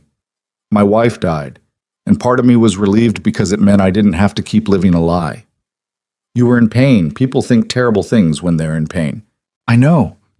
My therapist said the same thing, but I spent 3 years punishing myself anyway, throwing myself into work, keeping everyone at arm's length, building this perfect controlled life where nothing could hurt me because I didn't let anything close enough to matter. And then you showed up, loud and messy and completely wrong for me on paper. And you didn't care about my money or my status or any of it. You just wanted to know if I was a good person, if I was a good father, if I was real." Chloe's eyes were burning. "You think I'm going to realize you're not worth the trouble," Nathaniel continued, "but I already know exactly what being with you costs. The whispers, the judgment. People like James Pritchard telling me I can do better, society pages speculating about why I'm slumming it. Then why? Because you're worth all of it. Because when I'm with you, I'm not CEO Nathaniel Reed, who has to perform perfection every minute of every day. I'm just me, flawed and scared and trying to be better. And you love me anyway, the real me, not the version I show the world." "I do," Chloe whispered. "So please don't run. Don't pull away because tonight was hard. Don't protect yourself from something that hasn't even happened yet. Just stay. Be scared with me instead of running from me." She wanted to. Every cell in her body wanted to throw herself into this. Consequences be damned. "What if I'm not strong enough?" she asked. "For what?" "For your world. For the judgment and the whispers and all of it. What if next time I can't handle it? Then we'll leave early again. We'll find our own version of this that works. We'll make up our own rules." "That's not how society works." "I don't care how society works. I care about you, about us. about building something real instead of something that just looks good from the outside. Chloe looked at this man who'd just laid himself bare, who'd shown her his worst moments and his biggest failures and trusted her with all of it. She thought about her mother's voice, about independence and never relying on anyone and protecting yourself above all else. Then she thought about Mason's smile, about Saturday afternoons building science projects, about the way Nathaniel looked at her like she was something precious and irreplaceable. Sometimes the scariest thing was also the right thing. "Okay," she said. "Okay? I'll stay. I'll try. I can't promise I won't freak out again, but I'll try." Nathaniel pulled her close, kissed her forehead, her cheeks, her lips. "That's all I'm asking. Just try." They stayed on the couch for hours, talking through everything. The gala, the people who'd judged her, James Pritchard's cruel concern, Cassandra's dismissive smiles. "I wanted to punch Derek," Nathaniel admitted. "When he told you to move somewhere cheaper if you can't afford Boston, I wanted to punch him right in his smug face." "Why didn't you?" "Because you were handling it, and because assault charges would have really ruined the evening." Chloe laughed. "Fair point. But for the record, Derek's an asshole. Always has been. Half the people at that table are assholes. I only sit with them because Marcus arranged the seating and he has terrible judgment." "Marcus seems nice." "Marcus is nice. His taste in friends is questionable. He introduced us." "Exactly my point." She shoved him playfully. He caught her hand, pulled her closer. "I meant what I said," he murmured. "I love you." "I know." And I love you too. Even though you're ridiculous and overprotective and have terrible taste in charity galas. Best thing I've heard all night." They fell asleep on the couch, tangled together, exhausted from the emotional whiplash of the evening. Chloe woke up at 3 a.m. with a crick in her neck and Nathaniel's arm going numb under her. "We should move to the bed," she mumbled. "Too tired." "Your arm's asleep." "Don't care." "Nathaniel." "Fine." They stumbled to his bedroom, fell into bed still half-dressed. Chloe buried her face in his chest and let herself feel safe for the first time all night. "Thank you," she whispered. "For what?" "For leaving, for showing me those papers, for not letting me run." "Always." She believed him. Maybe that was the scariest part of all. The weeks after the gala settled into something almost comfortable. Chloe stopped waiting for the other shoe to drop. Started believing that maybe, just maybe, this could work. She spent more nights at Nathaniel's place than her own. Her toothbrush migrated from the guest bathroom to his. Her clothes started appearing in his closet in quantities that couldn't be explained away as just in case. Mason began setting 3 places at the table without being asked. They didn't talk about what it meant, didn't label it or make it official, just let it happen. Then the email came. Chloe was at work, shelving returns in the science section, when her phone buzzed. The sender was someone named Dr. Rachel Chen from Vertex Robotics. The subject line read, "Opportunity, engineering position." Her heart stopped. She'd applied to Vertex almost 2 years ago, right after her mom died. Back when she'd still believed she might somehow finish her degree, get back into engineering, reclaim the life she'd put on hold. She'd forgotten all about it. The email was brief and professional. They'd reviewed her application and academic record. Despite her incomplete degree, her coursework and recommendations were impressive.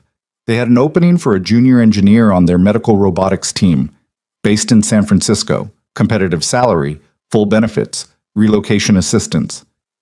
Would she be interested in a phone interview? Chloe read it 3 times, then once more to make sure she wasn't hallucinating. This was the dream. The exact dream she'd given up when her mom got sick. Medical robotics, cutting-edge technology that actually helped people. Everything she'd wanted before life got in the way. In San Francisco. 3,000 miles from Boston, from Nathaniel, from Mason, from the life she'd accidentally built here. She didn't respond right away, shoved her phone in her pocket and went back to shelving books with shaking hands. That evening, she was supposed to go to Nathaniel's for dinner. Mason had a project due and wanted her help. She almost canceled, almost texted some excuse about not feeling well or having to work late. Instead, she went. Mason was in full project mode when she arrived, paper spread across the dining table, laptop open to 3 different tabs. "It's a report on renewable energy," he explained without preamble. I want to focus on title power because nobody else will pick that. And also, it's really interesting, but I need to find credible sources, and most of the websites are either too technical or too simple. Let me see what you've got. They worked for an hour. Chloe helped him navigate academic databases and translate the technical papers into language a fourth grader could actually use. Mason absorbed it all like a sponge, asking questions that would have stumped most adults. "You're really good at this," he said at one point. "At what?" "Explaining stuff. Making complicated things make sense. You should be a teacher or something." "I kind of am. At the library, the community outreach program is basically teaching." "Yeah, but like a real teacher. At a university, teaching engineering." The words hit harder than they should have. "I'd need to finish my degree first," Chloe said carefully. "Why didn't you?" She'd told him about her mom, but not the details, not the full cost of what she'd given up. "I had to take care of my mom. She was sick for a long time. There wasn't money for both medical bills and tuition, and she needed me more than I needed a degree." "Do you miss it? Engineering?" "Sometimes. Yeah. You could go back now that she's—" He trailed off, realizing he was walking into painful territory. "Maybe. Someday." Mason looked at her with those too perceptive eyes. "But you won't, because you're here now, with us." It wasn't a question. Nathaniel came home at 7, loosening his tie as he walked through the door. He kissed Chloe hello, ruffled Mason's hair, asked about the project. Everything was normal, easy, comfortable, and Chloe felt like she was drowning. After Mason went to bed, she and Nathaniel cleaned up the kitchen together. He washed, she dried. The silence was familiar, but tonight it felt heavy. "You're quiet," Nathaniel said. "Just tired." "Chloe." "What?" "You've been weird all night. What's going on?" She should have told him, should have shown him the email and talked it through like adults in a healthy relationship. Instead, she said, "Nothing. Just work stuff." "Work stuff. Patricia wants me to expand the teen program. It's a lot to think about." The lie tasted bitter. Nathaniel dried his hands, turned to face her. "Are you sure that's all?" "Yeah, I'm sure." He didn't believe her. She could see it in his face, but he didn't push. "Okay," he said quietly, "but if something's wrong, I know, I'll tell you." Another lie. That night, Chloe lay awake in Nathaniel's bed, staring at the ceiling, the email burning a hole in her mind. She could ignore it, delete it, pretend it never happened, or she could respond. Take the interview, see what happened. What was the harm in just talking to them? She scheduled the phone interview for the following Thursday during her lunch break. Told herself it didn't mean anything.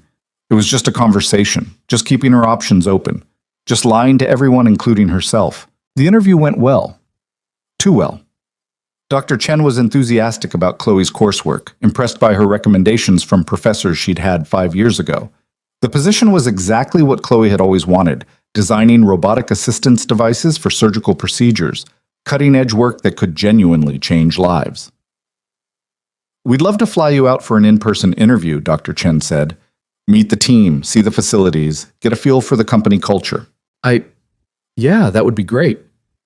How's next week? We could cover your flight and hotel. Next week works. She hung up feeling sick. That evening, Nathaniel asked if she wanted to come to Mason's school play the following Tuesday. Something about the solar system where Mason had exactly 3 lines as Neptune. "I can't," Chloe said. "I have to go to San Francisco for a few days. Work thing." There it was. The biggest lie yet. Nathaniel looked up from his laptop. "San Francisco?" "Yeah, there's a library conference. Professional development stuff. Patricia's making me go." "When?" "Monday through Wednesday." "That's sudden." "They just finalized it. I'm sorry. I know Mason wanted me there for the play. It's fine. We'll record it for you." The guilt was eating her alive. Sunday night, Chloe went back to her apartment. She needed to pack, needed space to think, needed to stop lying to Nathaniel's face every 5 minutes. Her apartment felt wrong, too small and too quiet, and not at all like home anymore. When had that happened? When had Nathaniel's penthouse become more familiar than her own place? Her phone rang. Mason's number, which meant Nathaniel's phone. "Hey, kid. Are you really going to San Francisco for work?" Chloe's stomach dropped. "What?" Dad said you have a library conference, but I looked it up and there's no library conference in San Francisco this week. The next one isn't until March.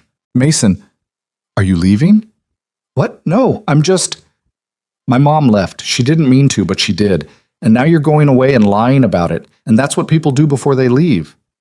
Mason, I promise I'm not leaving. I'm coming back Wednesday. But why are you lying? Because I'm a coward, Chloe thought. Because I'm terrified and confused, and I don't know how to handle this. It's complicated, she said instead. Everything's complicated. That's not an answer. I know. You're right. I'm sorry. Does Dad know? Know what? That you're lying. I don't...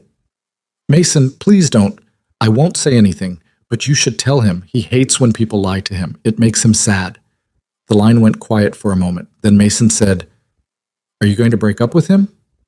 No, I don't know. That's not why I'm going to San Francisco. Then why? Because I got offered a job interview for engineering, the kind of work I used to want to do before everything happened with my mom. In San Francisco. Yeah. So if you get the job, you'd have to move there. I haven't even interviewed yet. I don't know if they'll offer me anything. But if they do, would you take it? Chloe sat down on her bed, head in her hands.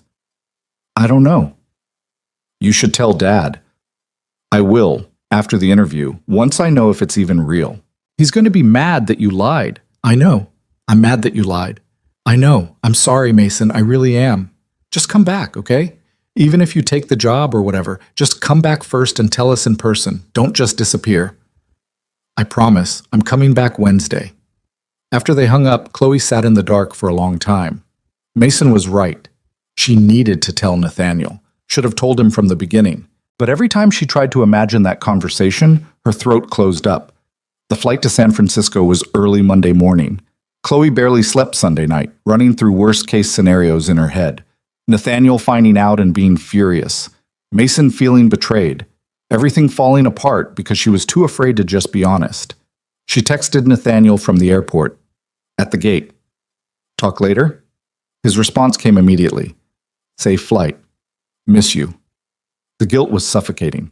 Vertex Robotics was in South San Francisco, a gleaming building full of brilliant people doing incredible work. Dr. Chen gave Chloe a tour of the labs where they developed surgical robots that could perform procedures with precision impossible for human hands. The team was young and passionate and excited about what they were building. We're making a real difference, Dr. Chen said. Last year alone, our devices assisted in over 3,000 surgeries, patients who might not have made it otherwise. Chloe felt the pull. This was what she'd always wanted. To build things that mattered. To use her brain for something bigger than herself. The interview lasted 3 hours.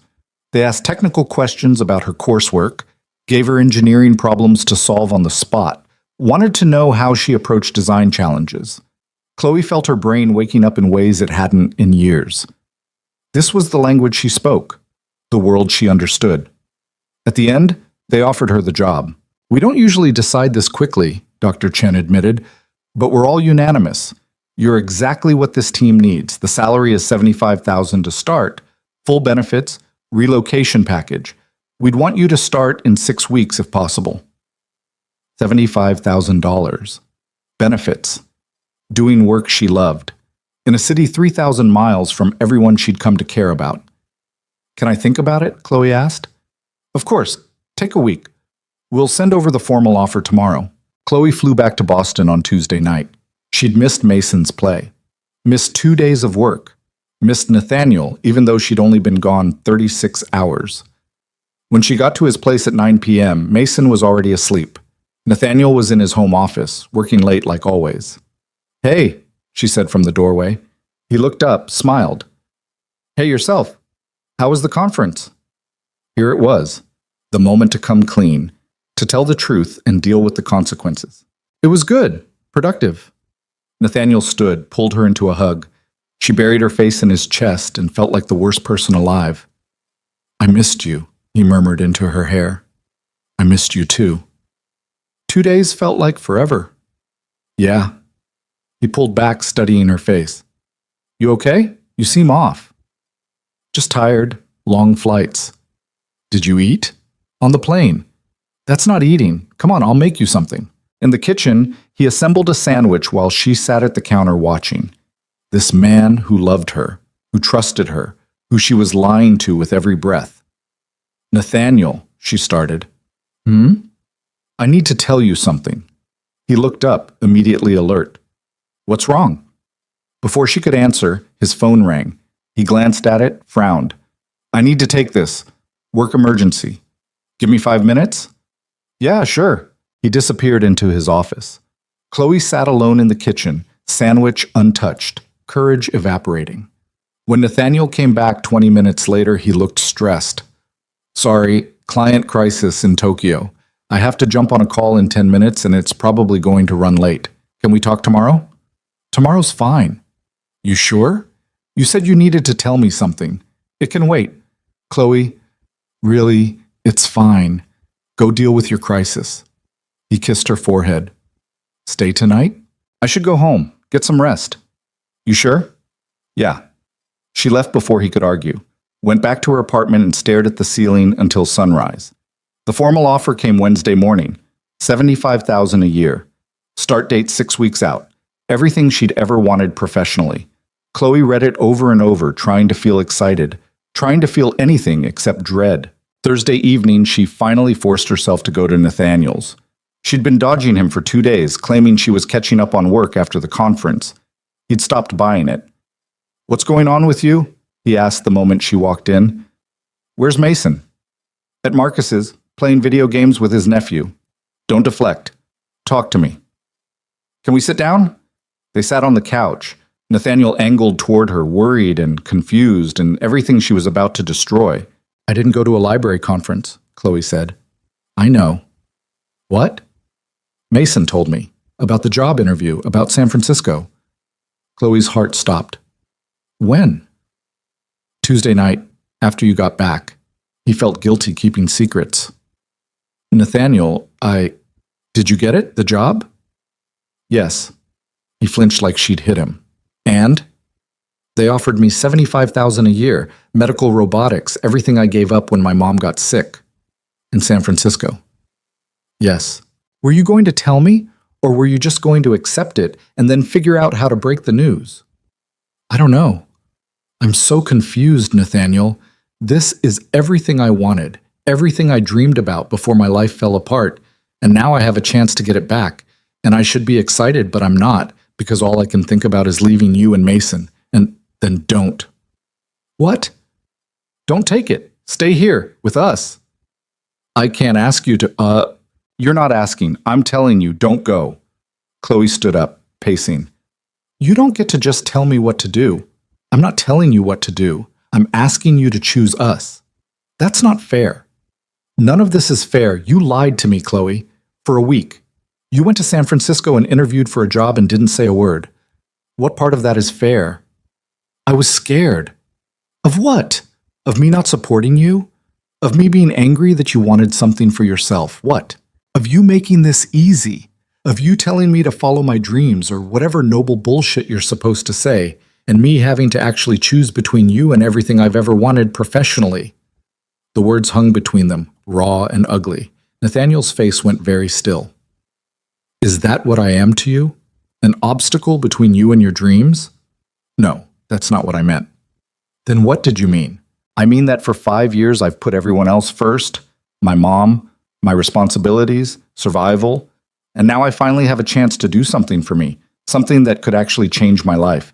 And I can't even be happy about it because I love you, because choosing myself feels like betraying you and Mason, and I don't know what to do. So you lied instead. Yes, I lied because I'm a coward, and I didn't know how to handle this. Nathaniel stood, ran his hands through his hair. You want to know what I think? Not really, but you're going to tell me anyway. I think you should take the job. Chloe's breath caught. What? Take the job. Go to San Francisco. Do the work you've always wanted to do. Nathaniel, I'm serious. This is your dream, right? Everything you've ever wanted? Then take it. And us? There is no us if you stay here resenting me for being the reason you gave up your dream. There is no us if you're always wondering what if. So that's it? I take the job and we're done? I don't know. His voice cracked. I don't have the answer, Chloe. All I know is that I love you and I want you to be happy. And if that means letting you go, then that's what I have to do. That's the most passive-aggressive supportive thing I've ever heard. Well, I'm doing my best here. This isn't exactly a situation they covered in therapy. Despite everything, Chloe almost laughed. Almost. What if I don't want to choose? She asked quietly. Everyone has to choose eventually. I could do long distance, fly back on weekends. We could make it work. For how long? 6 months? A year? And then what? One of us resents the other for not moving. We drift apart. Mason gets attached and then loses another person.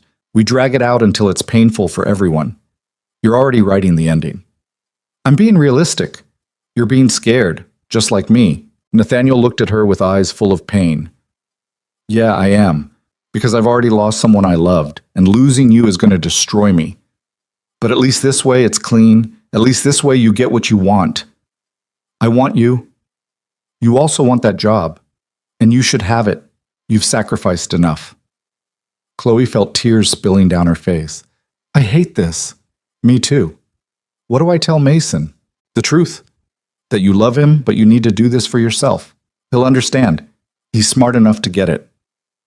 He's going to be heartbroken. Yeah, he is. So am I. They stood there in his living room with the city lights behind them and everything falling apart. I should go, Chloe said. You don't have to. Yeah, I do. If I stay, I'm just going to keep trying to find a way to make this work when we both know it won't. Chloe, I love you. I need you to know that. This isn't about not loving you enough. It's about finally choosing myself for once in my life. I know. She left, walked out of his apartment and his life with her heart in pieces, wondering if she'd just made the biggest mistake of her life. But she'd also made a choice. Finally. For herself. And maybe that had to be enough. Chloe didn't sleep that night, or the next. She moved through the following days like a ghost, going through motions she didn't feel. Work, her apartment, the silence that used to be comforting and now felt suffocating. She had 2 weeks to decide. The offer stipulated a response deadline. After that, Vertex would move on to other candidates. Her phone stayed silent. Nathaniel didn't call, didn't text, gave her the space she'd asked for even though it was killing her. On Saturday, someone knocked on her door. Chloe opened it, expecting her landlord or a package delivery. Mason stood in the hallway, backpack over his shoulder, looking small and determined. How did you get here? Chloe asked, shocked. Uber. I saved money from my allowance. Does your dad know you're here? No, he thinks I'm at the library. Mason, can I come in? Or are we going to have this conversation in the hallway where Mrs. Kowalski can hear everything? Chloe stepped aside. Mason walked in, looked around her tiny apartment like he was cataloging evidence. You haven't been over in a week, he said. I know. Dad's been sad. He pretends he's not, but I can tell. He works late every night, and he doesn't eat dinner, and yesterday I found him just sitting on the couch staring at nothing. The image gutted her. I'm sorry, Chloe said. I never wanted to hurt him, or you. But you did anyway. Yeah, I did. Mason sat on her worn couch, backpack in his lap. Are you taking the job? I don't know. That's a lie. You know. You're just scared to say it out loud. When did you become a mind reader? I'm not. I'm just observant. You've already decided. You're going to San Francisco. Chloe sat down beside him. Is that what you think? It's what makes sense. It's a good job. It's what you wanted before everything, and you're not the kind of person who gives up dreams twice. I don't want to leave you, but you want the job more. The words weren't cruel, just honest, painfully, devastatingly honest. It's not that simple, Chloe said. Yes, it is. You can want 2 things, but you can only choose one. That's how choices work. You're 10. You shouldn't understand this stuff. I'm almost 10, and I understand more than you think. Mason pulled something from his backpack, a Rubik's Cube, but modified. Different colors, custom stickers with drawings on each square. What's this? Chloe asked. I made it. For you and Dad. Each side is a different memory. Our first dinner at Rosie's, the science fair, working on my solar system project, all the good stuff. He turned it in his hands. I was going to give it to Dad to give to you, so he could propose. Chloe's heart stopped. Mason, he was going to ask you to marry him. He told Marcus. Marcus told his girlfriend. His girlfriend mentioned it to her sister, and her sister told me because she thought I already knew. Adults are bad at keeping secrets. He never said anything to me. Because you left before he could. Because you took that interview and lied about it, and then everything fell apart. Mason's voice cracked. My mom died. I didn't choose that. But you're choosing to leave, and I don't understand why we're not enough. Chloe pulled him close, felt him resist for a moment before collapsing against her. He didn't cry, just shook silently, this brilliant kid who'd already lost too much. You are enough, Chloe whispered. You and your dad are more than enough. You're everything. But that's what makes this so hard. Then don't go. It's not that simple. Everyone keeps saying that. But it is. Stay or go. That's simple. The choice is simple. Living with either choice is what's complicated. Mason pulled back, wiping his eyes. My therapist says that sometimes the right choice is the one that helps you grow, even if it hurts. Is that what this is? I don't know. Maybe. Do you love my dad? Yes. So much it scares me. Does he know that? I think so. I hope so. Mason stood, shouldering his backpack. I have to go. Dad's going to notice I'm gone soon. I'll drive you back. No, I need to think. The Uber's waiting downstairs anyway. At the door, he turned back. I'm mad at you, but I don't hate you. I just wanted you to know that. I'm mad at me too. Good. You should be. He left. Chloe stood in her empty apartment, holding a Rubik's Cube covered in memories, and finally let herself cry. The next morning, she called Dr. Chen. I need more time to decide, Chloe said. We really need an answer by Friday. I know, there are things I need to figure out first. Personal things? Yeah. Dr. Chen was quiet for a moment. Can I give you some advice, off the record? Sure. I almost didn't take this job 6 years ago. I was engaged, planning a wedding, building a life in Chicago. This position would have meant moving to California, starting over, potentially ending my relationship. My fiancé said he'd move with me, but I knew he'd resent it.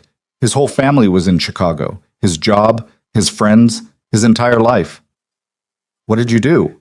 I took the job, broke off the engagement, moved here alone and cried for 3 months straight. Worst decision I thought I'd ever made. And now? Now I run a department that's changing how surgeons operate. I've published papers that are being cited by researchers worldwide.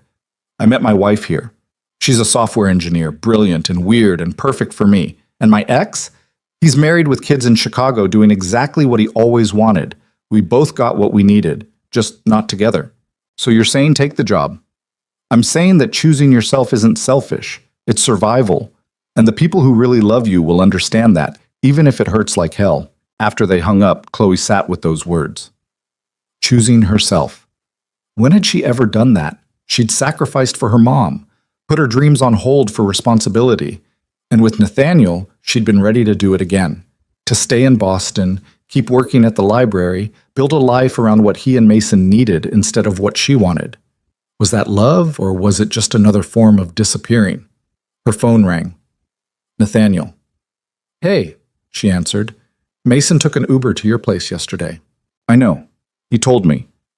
I wish you'd called to let me know. I was worried. I'm sorry. I should have. Silence stretched between them, full of everything they weren't saying. He showed you the Rubik's Cube, Nathaniel said finally. Yeah. I was going to wait. After you got back from San Francisco, after things settled, I had this whole plan. Marcus was going to take Mason for the weekend, and I was going to cook you dinner and ask you properly, ring and everything. Nathaniel, I bought the ring 3 weeks ago. It's in my desk drawer. Simple band, nothing flashy because I know you'd hate flashy, and I keep opening the drawer and looking at it and wondering what the hell I was thinking. You were thinking you loved me. I do love you. That's the problem. If I didn't, this would be easier. Would it? No, probably not. More silence. Chloe heard traffic in the background. He was outside somewhere. Where are you? She asked. Sitting in my car outside your building? I've been here for 20 minutes trying to figure out if I should come up. Do you want to? I don't know what I want anymore, except you, and I can't have that, so... You're in your car right now? Yeah. Come up, please. 5 minutes later, he was at her door. He looked terrible. Hadn't shaved, dark circles under his eyes, wearing a wrinkled shirt that was so unlike him it hurt to see. You look like hell, Chloe said. Right back at you. They stood in her doorway, two people who loved each other and had no idea how to make it work.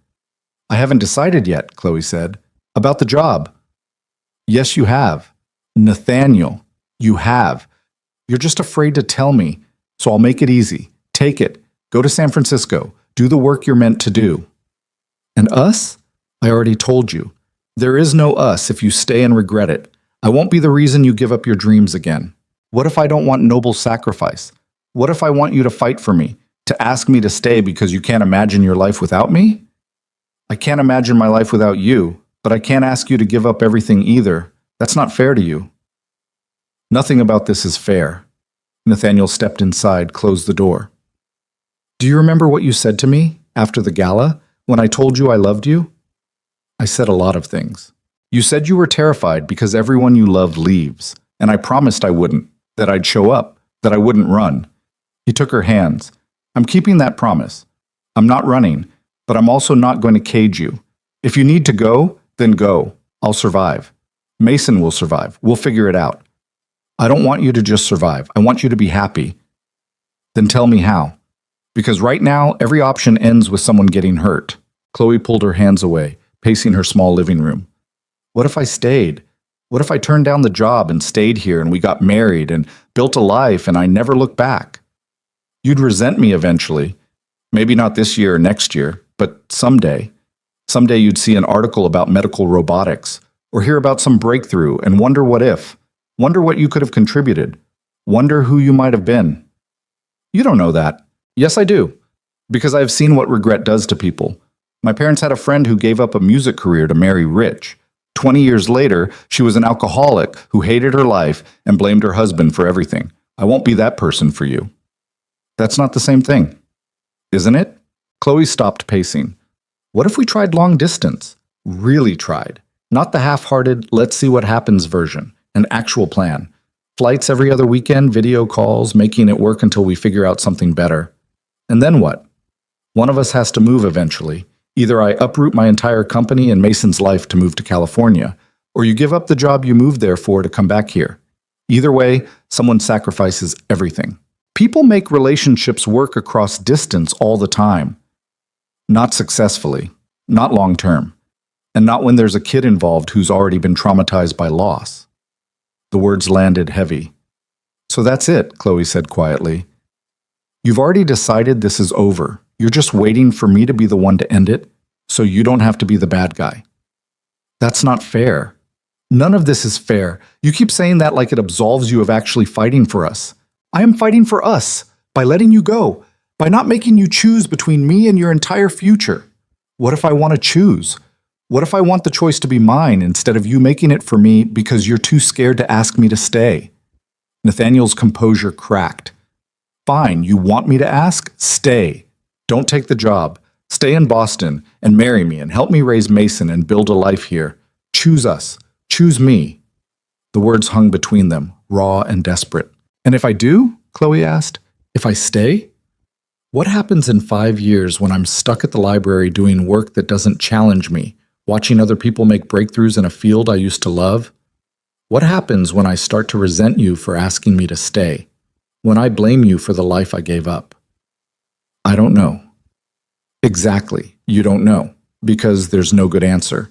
Every choice leads to someone getting hurt. They stood in her apartment, at an impasse neither of them knew how to cross. I should go, Nathaniel said finally. Yeah, you should. At the door, he turned back. For what it's worth, I'm sorry for not being enough, for not being worth staying for. Nathaniel, that's not... But he was already gone. Chloe spent the next 3 days in a fog. She went to work, came home, stared at the job offer, and felt paralyzed. Every time she leaned toward accepting, she thought about Mason's face, about Nathaniel's broken expression, about walking away from the only real family she'd had since her mom died. Every time she leaned toward declining, she thought about the next 20 years, working at the library, watching her engineering knowledge fade, wondering what might have been. Thursday evening, her coworker Janet cornered her in the break room. "You look terrible," Janet said bluntly. "Thanks." "What's going on? And don't say nothing. You've been zombie walking through work all week." Chloe told her. All of it. The job offer, Nathaniel, Mason, the impossible choice. Janet listened without interrupting. When Chloe finished, she said, "Can I tell you something you're not going to want to hear?" "Do I have a choice?" "Not really." "Here it is. You're so busy trying to make the right choice that you're forgetting there isn't one. There's just the choice you make and what you do after." That's not helpful. It's not supposed to be helpful. It's supposed to be true. You think staying makes you a good person who chooses love. You think leaving makes you selfish. But you know what? Neither of those things are actually true. You're just a person trying to build a life, and sometimes that means choosing yourself even when it hurts. But what about Nathaniel and Mason? What about them? They'll survive. People survive heartbreak all the time. They're not your responsibility. Your responsibility is to yourself. That sounds incredibly selfish. Only because you've been taught that putting yourself first is selfish. But it's not. It's necessary. Especially for women who've spent their whole lives taking care of everyone else. Chloe went home that night and finally let herself think the thought she'd been avoiding. She wanted the job. Not despite Nathaniel and Mason. Not to punish them or prove something. She just wanted it. Wanted to use her brain the way she'd always dreamed. Wanted to build things that mattered. Wanted to stop putting her life on hold for other people's needs. And maybe that was okay. Maybe choosing herself didn't make her a bad person. Maybe it just made her human. Friday morning, she called Dr. Chen. "I'm accepting the offer," Chloe said. "Excellent. We're thrilled to have you. When can you start?" 6 weeks. I need to give notice at my current job and figure out logistics." "Perfect. I'll send over the paperwork today. Welcome to the team, Chloe." After she hung up, Chloe sat in her apartment feeling terrified and relieved and heartbroken all at once. She'd made her choice. Now she had to live with it. That evening, she drove to Nathaniel's building. The doorman recognized her, waved her through. She rode the elevator up to the penthouse with her heart in her throat. Nathaniel answered on the second knock. He looked surprised to see her. "Chloe." "I took the job." Something in his face crumbled and rebuilt itself. "Okay." "I'm sorry." "Don't be. You made the right choice." "Did I?" "I think so, yeah."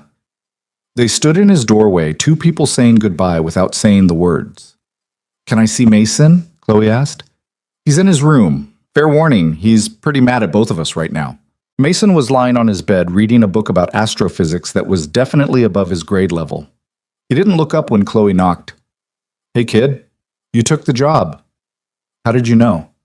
"You're here saying goodbye, that's how I know." Chloe sat on the edge of his bed. "I'm sorry." "Everyone's sorry.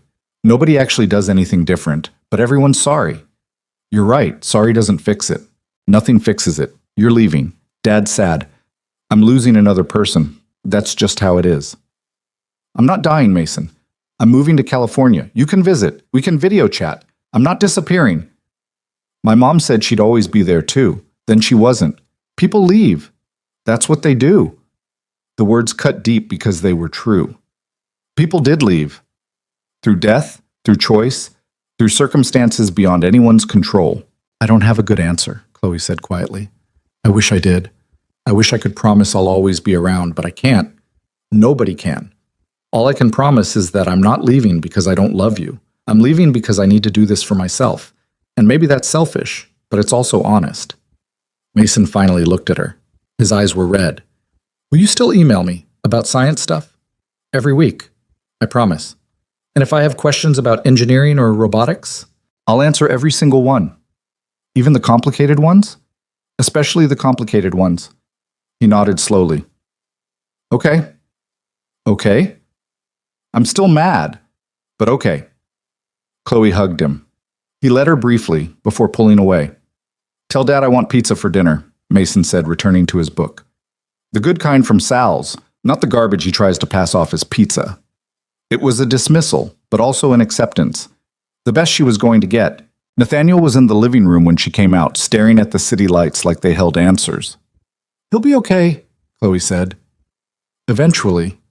Kids are resilient." He turned to face her. When do you leave?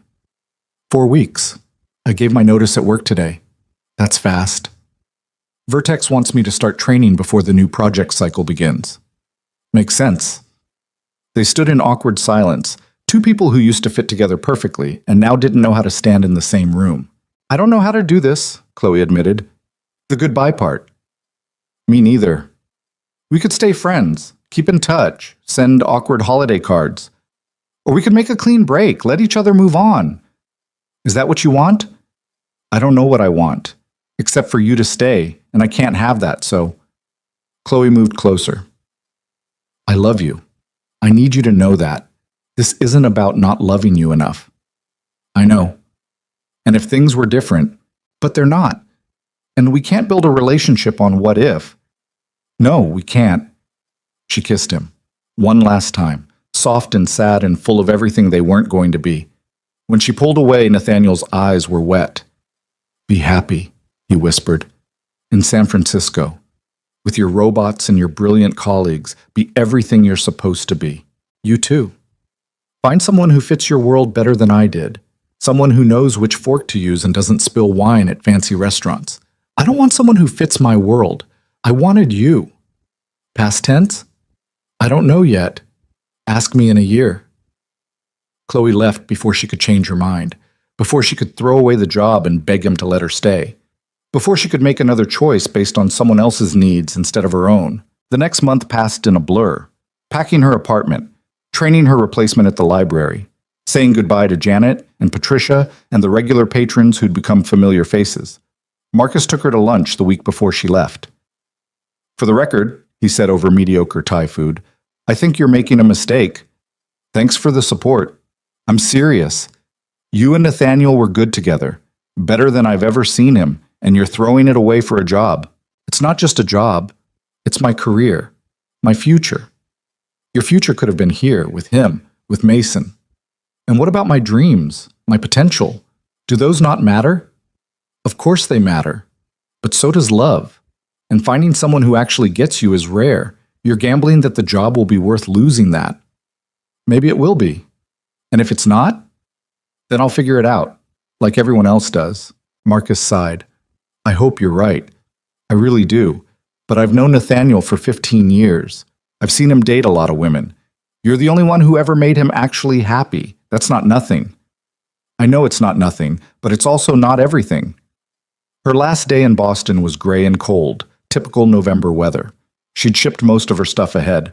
What remained fit in her car, a 10-year-old Honda that would barely make it across the country, but was all she had. She drove past the library one last time, past Brewhaven, past Rosie's Diner where she'd first seen Mason smile, past all the places that had become home without her noticing. She didn't drive past Nathaniel's building, couldn't handle that particular goodbye again. At the city limits, her phone buzzed. A text from Mason. Safe travels. Don't forget to email. And tell me if you see any cool robots. She pulled over, crying too hard to drive, typed back with shaking hands. I won't forget. Promise. Take care of your dad. I will. He needs it. The drive to California took 5 days. Chloe stayed in cheap motels and ate gas station food and tried not to think about what she'd left behind. San Francisco was beautiful and expensive and overwhelming. Her apartment was tiny, even by Boston standards. But it had a view of the bay and good light, and it was hers. The first day at Vertex was terrifying. Everyone was brilliant and driven and spoke in technical language she'd forgotten she knew. But she kept up, more than kept up, thrived. By the end of her first week, she was contributing to design meetings. By the end of the first month, she'd proposed a modification to their surgical arm that the team lead called ingenious. She was good at this. Really good. And it felt amazing. But the nights were lonely. She'd email Mason about her projects. He'd email back with questions and observations and occasional updates about school. He never mentioned Nathaniel. She never asked. 3 months in, Dr. Chen invited her to coffee. You're doing exceptional work, Rachel said. The team loves you. I've never seen someone integrate this quickly. Thanks. I love it here. But? But what? There's a but. I can hear it. You love the work, but you're lonely, missing someone back east. Chloe hadn't talked about Nathaniel to anyone at work. How did you know? Because I've been where you are. Brilliant career, exciting work, and a giant hole where a relationship used to be. It gets easier, eventually. When? Honestly, it took me about 2 years before I stopped looking at my phone expecting texts from my ex. But everyone's different. Comforting. I'm not here to comfort you. I'm here to tell you it was worth it. The pain, the loneliness, all of it. Because I built something I'm proud of, and you will too. Chloe wanted to believe her. 6 months into the job, Vertex sent her to a medical conference in Chicago. She was presenting a paper on robotic precision in microsurgery. Terrifying and exhilarating in equal measure. The presentation went well. Afterward, people approached with questions and interest and business cards. She felt valued in a way she hadn't in years. That evening, sitting alone in her hotel room, she opened Instagram. She'd been avoiding Nathaniel's account, avoiding anything that might pull her back into a life she'd chosen to leave. But tonight, lonely in a Chicago hotel, she looked. His latest post was from 3 days ago. Mason at a science fair holding a first-place ribbon, grinning. The caption read, "Proud of this kid. First place for his renewable energy project. He gets his brains from his mother." Chloe stared at the photo for a long time. Mason looked happy. Nathaniel looked... She couldn't tell. The photo was of Mason. Nathaniel was just a blur in the background. She almost texted him. Almost sent a congratulations. Almost broke 6 months of silence.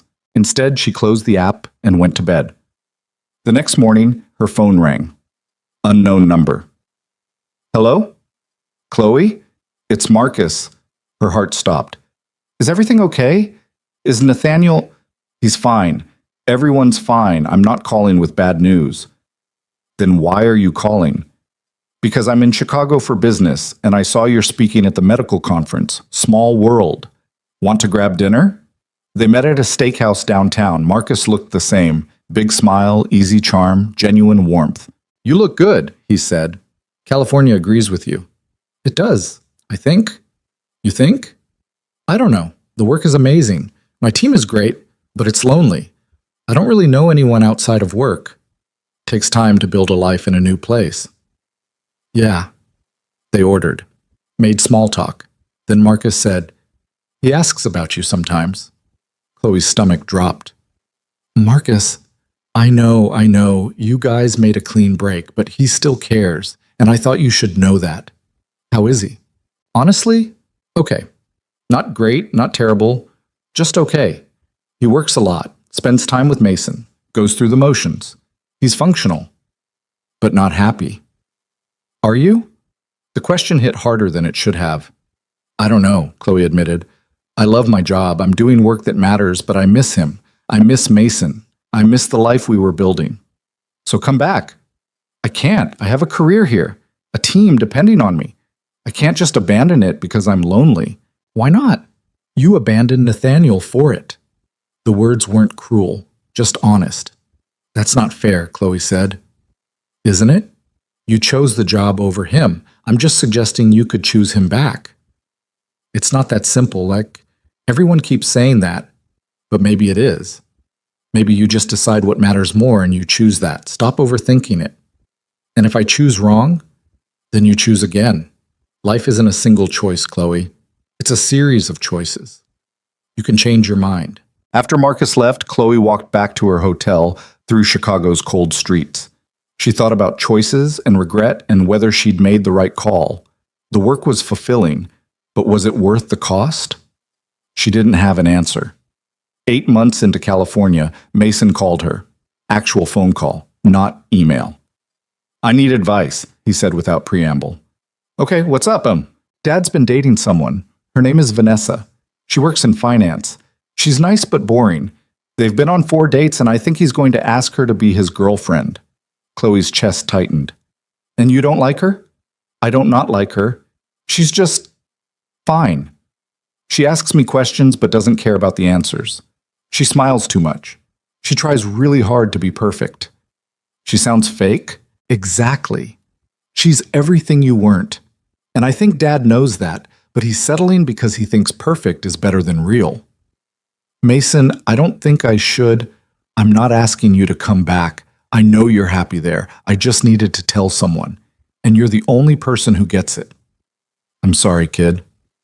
Me too.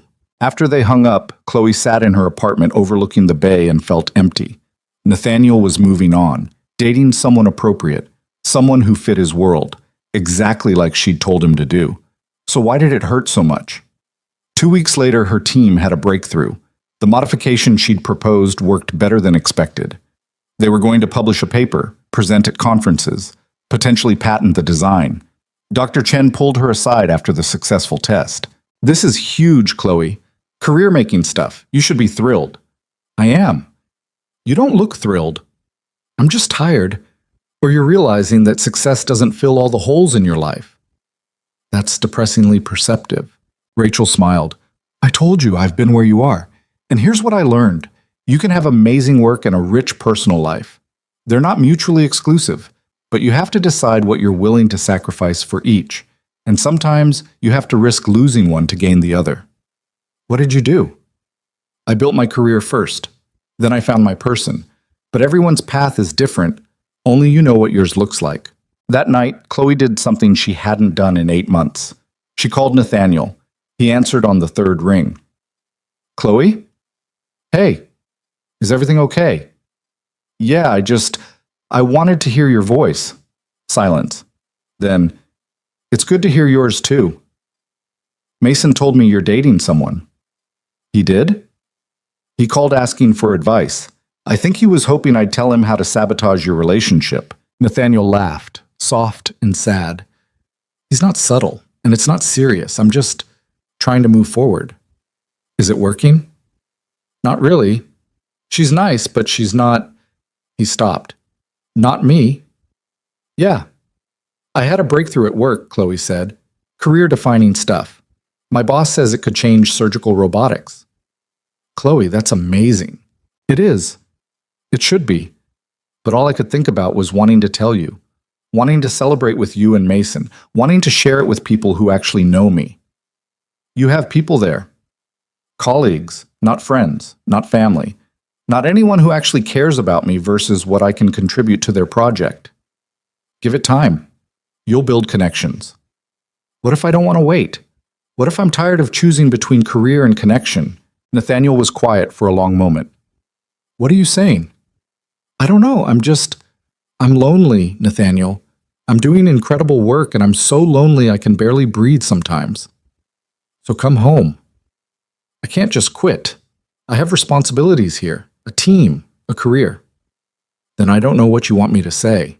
I want you to tell me you're miserable without me, that Vanessa is terrible and you're only dating her to try to forget me. I want you to fight for me even though I'm the one who left." "I did fight. I asked you to stay. You chose the job. I'm respecting that choice." "What if I made the wrong choice?"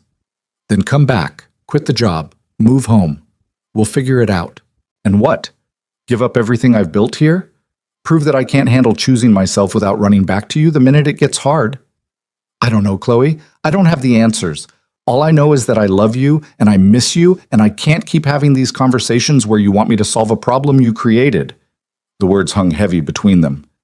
"You're right," Chloe said quietly. "I'm sorry, this isn't fair to you." "No, it's not. I should let you go." "Yeah, you should." "Nathaniel, be well, Chloe. I mean that. Do amazing things. Be brilliant. Just do it without me, because I can't keep hoping you'll come back when we both know you won't." He hung up. Chloe sat in her apartment and cried for the first time since leaving Boston. The next month was brutal. She threw herself into work, staying late, volunteering for extra projects, anything to avoid the emptiness of her apartment and her life. Her team worried. Dr. Chen suggested therapy. Chloe ignored everyone and kept working. Then Mason stopped responding to her emails. She'd send weekly updates about her projects, asking about school, trying to maintain the connection. He'd respond with one-word answers. Then nothing. She called him. Went to voicemail. Called Nathaniel. Also voicemail. Finally, she called Marcus. "They're okay," he said, "just pulling away. Nathaniel thinks it's healthier, clean break and all that. I don't want a clean break from Mason. He's just a kid. He's a kid who got attached to someone who left. Nathaniel's protecting him." "By cutting me out completely?" "What did you expect, Chloe? You can't leave someone and then expect them to keep you in their life on your terms. That's not how it works." "I didn't want this." Then you shouldn't have left. The truth hurt. That weekend, Chloe drove up the coast to Mendocino, spent 2 days alone in a cabin, thinking about her life and her choices and whether she'd actually made the right call. The work was fulfilling. The success was real. But she was miserable. Dr. Chen's wife was wrong. Success didn't fill all the holes, and Chloe was starting to realize that maybe some holes weren't meant to be filled by work.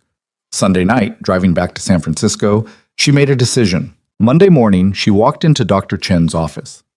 "I need to talk to you about something." Rachel looked up from her computer. "That sounds ominous." "I'm thinking about leaving." "Leaving the project?" "Leaving Vertex, moving back to Boston." Rachel sat back. "That's a big decision." "I know." "Can I ask why?" "Because I made a mistake. I thought choosing my career meant choosing myself, but I'm realizing that choosing myself means building a whole life, not just a successful career." "And you can't build that life here?" "Maybe I could. Eventually. But the people I love are in Boston. The family I want is in Boston, and I'm tired of pretending work is enough." Rachel nodded slowly. "Remember what I told you about choosing myself and it being worth it?" "Yeah. I also told you that everyone's path is different. Mine required building my career first. Maybe yours requires something else." "You're not mad?" "Mad? Chloe, you've done incredible work here. Work that will continue even after you leave. But if staying means being miserable, then go. Life's too short to choose achievement over happiness." "What if I can't have both? What if you can? Just not in the way you expected." Chloe gave her notice that day. 2 weeks. Enough time to transition her projects and train her replacement. The team was disappointed but understanding. They threw her a goodbye party, told her she was welcome back any time. She drove across the country again, this time heading east. 5 days of interstate highways and gas station coffee, and thinking about what she'd say when she got there. She arrived in Boston on a Thursday evening, went to her old apartment building. Her unit had been rented to someone else. She checked into a hotel, unpacked, stared at her phone. She could call Nathaniel, show up at his door, make some grand gesture. Or she could be realistic, except that she'd burned this bridge and some things couldn't be unburned. Friday morning, she went to the library. Patricia looked up from her desk, shocked. "Chloe? Hi, I know I quit. I know I left, but I'm back. And I'm wondering if there's any chance you want your job back? Or any job. I'm not picky.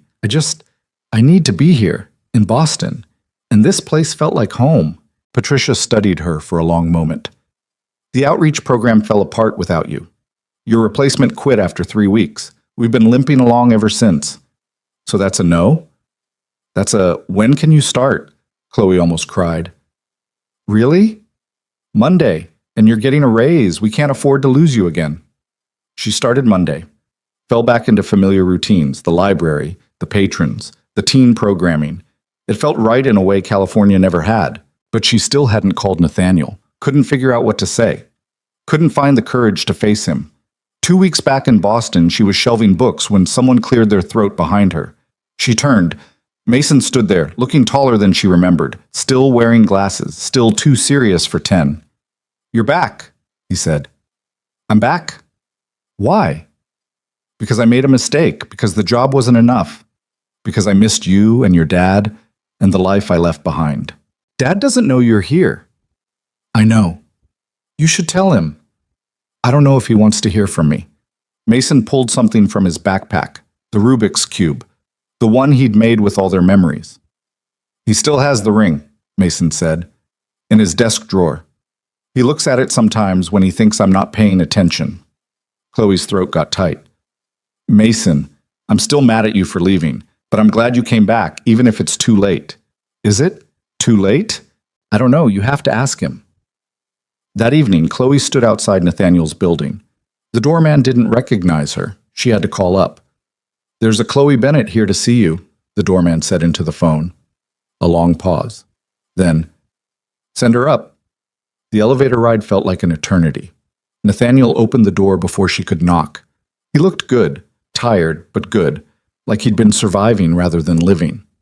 "Hi," Chloe said. "You're here." "I'm here. In Boston. I moved back 2 weeks ago." "Why?" Because I was miserable in California. Because I did incredible work and it didn't matter because I had no one to share it with. Because I love you and I love Mason and I'd rather be a librarian in Boston with you than a successful engineer in San Francisco alone. Nathaniel leaned against the doorframe. You can't just come back and expect everything to be the same. I know. You left. You chose your career. I've spent a year trying to move on. I know, and I'm not asking you to forget that.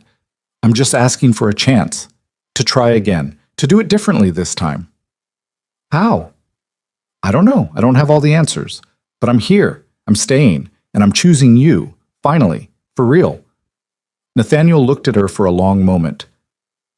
Vanessa and I broke up. Mason mentioned you were dating. For like 3 months. It didn't work. She was nice, but she wasn't... Me? Yeah. I'm sorry. Don't be. It wasn't your fault. Well, it was partially your fault. But mostly it was mine for trying to replace you with someone who'd never be you. So what now? I don't know. You broke my heart, Chloe. You walked away when things got hard. How do I know you won't do it again? You don't. I can't promise I won't screw up or make mistakes or hurt you again. All I can promise is that I'm here. Really here. Not 1 foot out the door. Not waiting for the next opportunity. Just here, trying to build a life with you if you'll let me. A voice called from inside the apartment. Dad, who's at the door? Mason appeared, saw Chloe, looked at his father. It's your call, Dad, but for the record, I vote yes. You don't get a vote, Nathaniel said, but he was smiling. I should get a vote. This affects me too. How about we all go inside and talk about this like adults? Chloe suggested. I'm not an adult, Mason pointed out. Fine. Like 2 adults and 1 very opinionated almost 10-year-old. They went inside. Sat in the living room where Chloe had spent so many evenings.